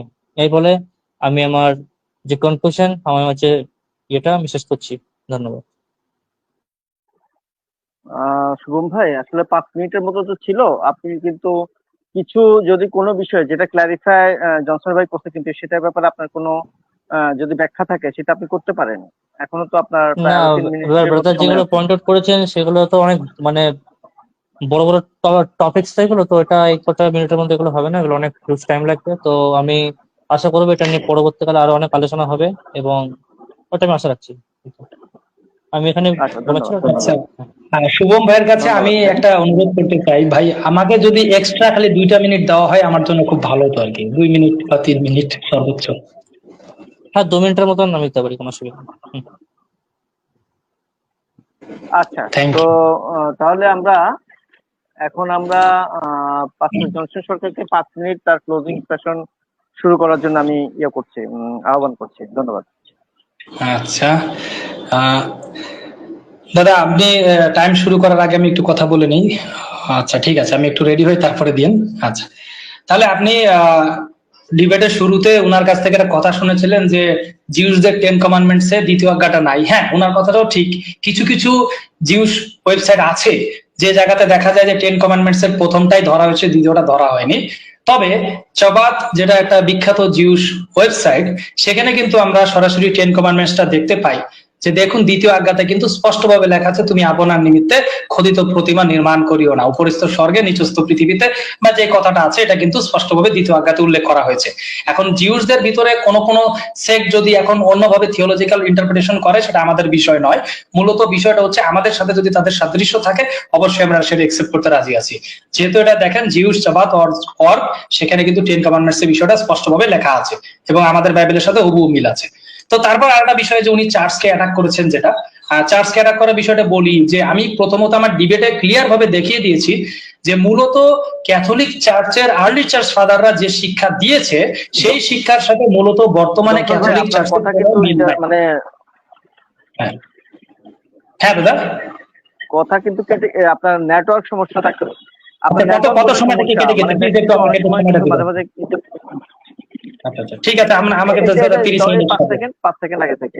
আচ্ছা ঠিক আছে ঠিক আছে। তো আমি যেটা বলতে আচ্ছা, চাচ্ছিলাম এটাই, যে রোমান ক্যাথলিক চার্চের বিষয়ে যে শিক্ষা বর্তমানে রয়েছে, সেটা আসলে অ্যাপোস্টলিক শিক্ষা নয়। তারা অনেক সময় দাবি করে থাকে যে আমাদের চার্চ পূর্বেও যেমন ছিল এখনো তেমনই আছে, কিন্তু আমি আর্লি চার্চ ফাদারদের রেফারেন্স দিয়েও দেখিয়ে দিয়েছি যে তাদের শিক্ষার সাথে বর্তমানের শিক্ষার কোনো পার্থক্য নাই।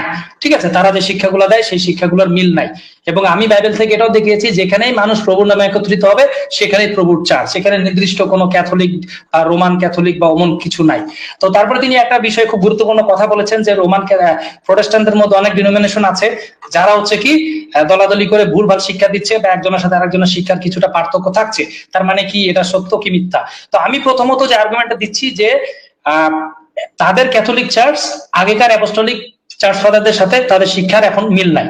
ঠিক আছে, এবং প্রোটেস্ট্যান্টদের মধ্যে যদি কিছু কিছু দল যদি ভুল শিক্ষা দেয়, এটা তাদের কি হচ্ছে, তারা নিজেরাই পথভ্রষ্ট হচ্ছে। কারণ কি দেখেন, প্রেরিত পৌল এখানে যে কথাটা বলেছেন 1 করিন্থী 11 অধ্যায় 18 থেকে 19, সেখানে কি কথাটা দেখেন, তোমাদের মধ্যে যাহারা পরীক্ষা সিদ্ধ তাহারা প্রকাশিত হয়। তাহলে অ্যাপোস্টলও বলছে না, অ্যাপোস্টল পলও বলছে না যে দলভেদ করছে বলছে সবাই যে ভেরিফাই হবে তাও নয়, তাদের মধ্যে কি হবে, পরীক্ষা সিদ্ধ হয়ে তারা প্রকাশিত হবে। তো এটাই হলো কনটেক্সট। দলাদলি থাকতেই পারে, এটা খারাপ কিছু নয়, চার্চ অনেক থাকতে পারে, কোনো বিষয় নয়, কিন্তু ব্যাপারটা হচ্ছে তারা যেন সঠিকভাবে চার্চকে পরিচালনা করে যেন তারা সঠিকভাবে আগাতে পারে, এর দ্বারাই তাদের প্রকাশিত হবে শেষ ইয়াতে। তো এটাই হলো বিষয়, এটাই হলো সবচেয়ে গুরুত্বপূর্ণ বিষয় ছিল। তো আমি আপনাদের কাছে এটাই বলতে চাই যে আমি শুভম ভাইকে ধন্যবাদ দিতে চাই যে আসলে তিনি ডিবেট করেছেন অনেক সুন্দরভাবে। আর আমি এটা গর্ববোধ করছি যে খ্রিস্টিয়ানরা আমরা যেভাবে আলোচনা করতে পারি, এটা আসলে অনেক গুরুত্বপূর্ণ বিষয় না। অনেকে ভাবছিল যে ডিবেট হলে গালাগালি হবে, এই এরকম কিছুই না, খুবই সুন্দর হয়েছে আজকে ডিবেটটা, অনেক উপকৃত হয়েছেন। তবে আমি আমার শেষ কথা এটাই বলবো যে আমি ওনার সব পয়েন্টগুলো নিয়ে কথা বলেছি, ঠিক আছে, যে কথাগুলো উনি বলেছেন প্রত্যেকটা বিষয় বলেছি, এবং আর্লি চার্চ ফাদারদের রেফারেন্স গুলো দিয়ে দিয়ে আমি প্রত্যেকটা জিনিস বলেছি, এবং আমার কাছে আর অনেক রেফারেন্স ছিল কিন্তু সময়ের অভাবে আমি সেগুলো আপনাদেরকে দেখাইতেই পারি নাই। ঠিক আছে, সেগুলো আমি পরে আপনাদেরকে দেখাবো। এবং আমাদের বাইবেল, হিব্রু বাইবেল সব একই, আমাদের ঐতিহাসিক প্রমাণ ভাবে আমাদের সব দিক থেকে আমাদের ক্যানন সঠিক। তো আমি আপনাদেরকে এটাই লাস্টে বলবো, ক্যাথলিক ভাইদের উদ্দেশ্যেই বলবো, যে প্রভু যীশু খ্রিস্ট বলেছেন মথি 8 অধ্যায় 32 পদে, ঠিক আছে, যে সরি যোহন 8 অধ্যায় 32 পদে বলেছেন, যেটা গ্রিক বাইবেলে লেখা আছে, কাই জেনোসিস দিটেন কাই হি এলিডিয়ান এলিওদেরুসিয়া হ্যান্ডস, ইংলিশে লেখা আছে, and you shall know the truth and the truth will set you free, আর তোমরা সেই সত্যকে জানিবে এবং সেই সত্যই তোমাদিগকে স্বাধীন করিবে। তো আমি বিশ্বাস করি যে আপনি আপনাদেরকে সত্যের আহ্বান করছি, আপনারা যেন সেই সত্যকে বিশ্বাস করেন এবং সত্যের দ্বারা যেন আপনারা মুক্ত হতে পারেন। সকলকে শালোম আলাইকুম। ধন্যবাদ। পাস্টার জনসন সরকার তার সময়ের আগেই ক্লোজিং সেশনটা শেষ করতেন, এই জন্য তাকে ধন্যবাদ দেই। আর আজকে যে ডিবেট হলো সেটা একটা, আমি মনে করি যে এটা পরজাতীয়দের জন্য একটা নিদর্শন, কারণ আমরা জানি যে আমরা পরজাতীয়রা যখন তাদের বিভিন্ন মতবাদ সংক্রান্ত ডিবেট গুলো করে বা কথাবার্তা গুলো যখন করে, তখন কিন্তু সেখানে কিন্তু অনেক ব্যক্তি আক্রমণ হয়, অনেক খারাপ ভাষা ইউজ হয়। তো আমরা কিন্তু আজকের এই ডিবেটটা কিন্তু একটা নিদর্শন হয়ে থাকলো যে কি সুন্দর করে আমরা ডিবেট করতে পারি, কারণ আমাদের মধ্যে মতভেদ বা ইয়ে থাকবে কিন্তু সবকিছুই আমাদের যেন প্রভুর কাছে আরো কাছাকাছি হতে পারে, আমরা যেন ঈশ্বরের আরো কাছাকাছি নিকটতর হতে পারি, সেই জন্য জ্ঞানের জন্য অন্বেষণ, জ্ঞানের যে আমাদের সিক করতেছি, জ্ঞানকে যে আমরা খুঁজতেছি, সেটার একটা চিহ্ন হচ্ছে যেটা যে আমরা তুলনা করতেছি আমাদের কি কি সমস্যা, সেগুলো আমরা বুঝার চেষ্টা করতেছি। তো আজকের আমি নিজে এখানে মডারেটর হিসেবে আমি নিজে যদি সামান্য যদি মূল্যায়ন করতে হয়, তাহলে আমি বলবো যে আমাদের শুভম ভাই খুব সুন্দর করে তিনি বলেছেন এবং এই ব্যাপারটা ভালো লেগেছে। এবং আমাদের জনসন ভাই বিশেষ করে তিনি যে আর্লি চার্চ ফাদারদের বিভিন্ন রেফারেন্স থেকে তিনি দেখালেন যে আমাদের কোন কোন ধরনের কি ধরনের বিশ্বাসগুলো থাকা উচিত, মরিয়মের কাছে আমরা কতটুকু শ্রদ্ধা করতে পারি, বা আমরা আসলে যে বিভিন্ন ইস্যুগুলো, বিভিন্ন যে ক্যাননের বিষয়টা, এটা একটা গুরুত্বপূর্ণ বিষয় যে ক্যানন, যে 66টা বইয়ের বাইরে যে ক্যানন গুলো, সেগুলোকে আসলে আমাদের জন্য গ্রহণযোগ্য কিনা সেই ব্যাপারে কিন্তু আমাদের আর্লি চার্চ ফাদারদের একটা মন্তব্য, বা এটাও কিন্তু একটা ট্রেডিশনের অন্তর্গত। কিন্তু হয়তো আমাদের ক্যাথলিক চার্চে বা ক্যাথলিক ভাইরা তো সেটাকে অত অতটুকু গুরুত্ব দিচ্ছেন না বা দেয় না। তো আমাদের আজকে এই ডিবেটটা যারা দেখছেন তারা সবাই আর একটু ভালো করে ডিবেটটাকে অনুধাবন করার চেষ্টা করবেন এবং আপনারা বিভিন্ন জায়গাতে শেয়ার করবেন, যেন আমাদের যারা ভাই বোন আছে তারা যেন এই ব্যাপারে আরো ভালো জানতে পারেন, কারণ এই ইস্যুটা খুব গুরুত্বপূর্ণ। আর বিশেষ করে আমি বলবো, আহ্বান করবো আমাদের শুভম ভাই যে আজকে যে এত সুন্দর আলোচনা করলেন, তিনি আমাদের ভাই এবং তিনি আমাদের এই এই চ্যানেলে বা এই পেজে বা অন্য কোনো পেজে আমাদের সাথেও যদি মানে বারবার কথাবার্তা আমাদের মধ্যে হয়, বা আমরা যদি এইভাবে বিভিন্ন মন্ডলী, বিভিন্ন বিভিন্ন ডিনোমিনেশনের লোকদের সাথে একসঙ্গে কথাবার্তা বলতে পারি, এর চেয়ে আর সুন্দর কিছু হতে পারে না। আর তিনিও সেভাবে কিন্তু আশা প্রকাশ করেছেন যে বিভিন্ন ইস্যুগুলো অনেক কিছু কিন্তু ব্যাখ্যা করা হয় নাই বা ব্যাখ্যা করা যায় না সময়ের অভাবে, সেই সব বিষয় নিয়ে তিনি পরবর্তীকালে আমাদের সাথে বা কথা বলতে চেয়েছেন, যেটাকে আমি খুব ভালো একটি সাইন বলবো, কোনো একটা ভালো একটা দিক বলবো আমি। তো এই ব্যাপারটাতে আমরা ভবিষ্যতে কাজ করতে পারবো বলে আমি আশা করি। তো যারা এই এই ডিবেট দেখেছেন তাদের সবাইকে আমি ধন্যবাদ দেই। আমি বিশেষ করে সমাপনী বক্তব্য 1 মিনিটের সমাপনী বক্তব্য রাখার জন্য আমাদের সত্যের অন্বেষণ ভাইকে আহ্বান করব এবং এরপরে এই ডিবেটটি সমাপ্তি ঘোষণা করবেন তিনি। আমি তাকে আহ্বান করছি। ধন্যবাদ। অসংখ্য ধন্যবাদ আমাদের ড্যানিয়েল স্টিভেন ভাইকে, মডারেটর হিসেবে আমাকে সময় দিয়েছেন। আমি প্রথমত একটু সকলের কাছে দুঃখিত, আমার টেকনিক্যাল কারণে আমি বের হয়ে যাচ্ছিলাম, এজন্য সকলের কাছে ক্ষমা প্রার্থী। যেহেতু আমাকে সময় দেওয়া হচ্ছে, আমি লাইভ জুড়ে কিছুটা আংশিক হলে আপনাদের সাথে যুক্ত ছিলাম, কিন্তু দুই পক্ষে আমি যুক্তি শুনেছি এবং দুই পক্ষের খুব শক্তিশালী যুক্তি ছিল, দুজনেই বেশ ভালোভাবে খণ্ডন করেছেন। নতুন হিসেবে হলেও শুভম ভাই তিনি অনেক ভালো করেছেন, তার প্রতি আমার শ্রদ্ধা ও জ্ঞাপন রইল। পরবর্তী সময়ে তিনি যদি আবারও আসেন আমাদের পেজে বা অন্য পেজে, তাদেরকে আবারও তার জন্য দরজা খোলা রইল। এবং আমাদের জনসন ভাইও তিনি ভালোভাবে প্রেজেন্টেশন দিয়েছেন, তাকে অসংখ্য ধন্যবাদ। আমাদের হোস্টিং যে ছিল আমি ছিলাম, আর আমাদের মডারেটর ভাইকে অনেক অসংখ্য ধন্যবাদ। আমি জনসন ভাইয়ের কাছে একটি প্রশ্ন জানতে চাই যে আসলে আপনার যে এই ডকুমেন্ট যে আপনি প্রেজেন্টেশন করেছেন, সেটা যদি কেউ নিতে চায় বা পরবর্তী সময়ে কারো যদি দরকার হয়, তাহলে আপনি সেটাকে কি বলবেন? যদি সংক্ষিপ্তভাবে। আমি এই পর্যন্ত রাখছি। আচ্ছা, ঠিক আছে। সকলের উদ্দেশ্যে এটাই বলতে চাই যে এটা আসলে আমার একটা বই। আমি লিখছি এটা প্রায় শেষের দিকেই। যেহেতু ডিবেট হচ্ছে আমিও চিন্তা করলাম যে এটা আসলে লেখা উচিত। তো আমি ডিবেট শোনার পর থেকে আসলে এটা লিখেছি। প্রায় শেষের দিকে আমি এটা কমপ্লিট করে ওয়েবসাইটে দিব। আপনার যার যার প্রয়োজন আছে বিস্তারিত এমন কোনো রেফারেন্স ব্যবহার করিনি যে রেফারেন্স গুলো মিথ্যা বা কারোর বানানো। সরাসরি চার্চ ফাদারদের কোটেশন আপনি যে কোনো জায়গা থেকে চেক করতে পারবেন, বা তাদের যে শিক্ষাগুলো আছে প্রত্যেকটা বিষয়, ঠিক আছে, প্রত্যেকটা বিষয় আমি বিস্তারিত আকারে তুলে ধরেছি। তো আমি আশা করি যে যেহেতু অল্প সময় ছিল ডিবেটে আসলে সব পয়েন্ট নিয়ে আসা হয় নাই, তবে যতটুকু বলেছি ঈশ্বরের দয়াতে আপনারা বুঝতে পেরেছেন। তবে আমি আপনাকে এটাই বলতে চাই যে দাদা অবশ্যই আমার এই ডকুমেন্টটা আপনারা সবাই পাবেন, সকলের জন্য উন্মুক্ত। ধন্যবাদ।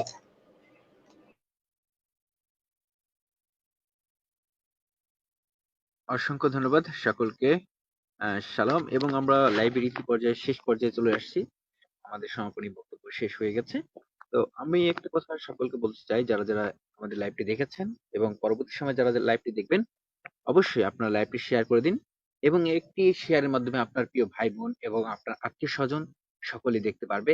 এবং আপনারা হয়তো জানেন, কেউ যদি কোনো পাপী যদি মন ফিরায়, তাহলে জন্য স্বর্গের দ্বার খোলা থাকে এবং স্বর্গে বহুত আনন্দ, প্রচুর পরিমাণ আনন্দ হয়।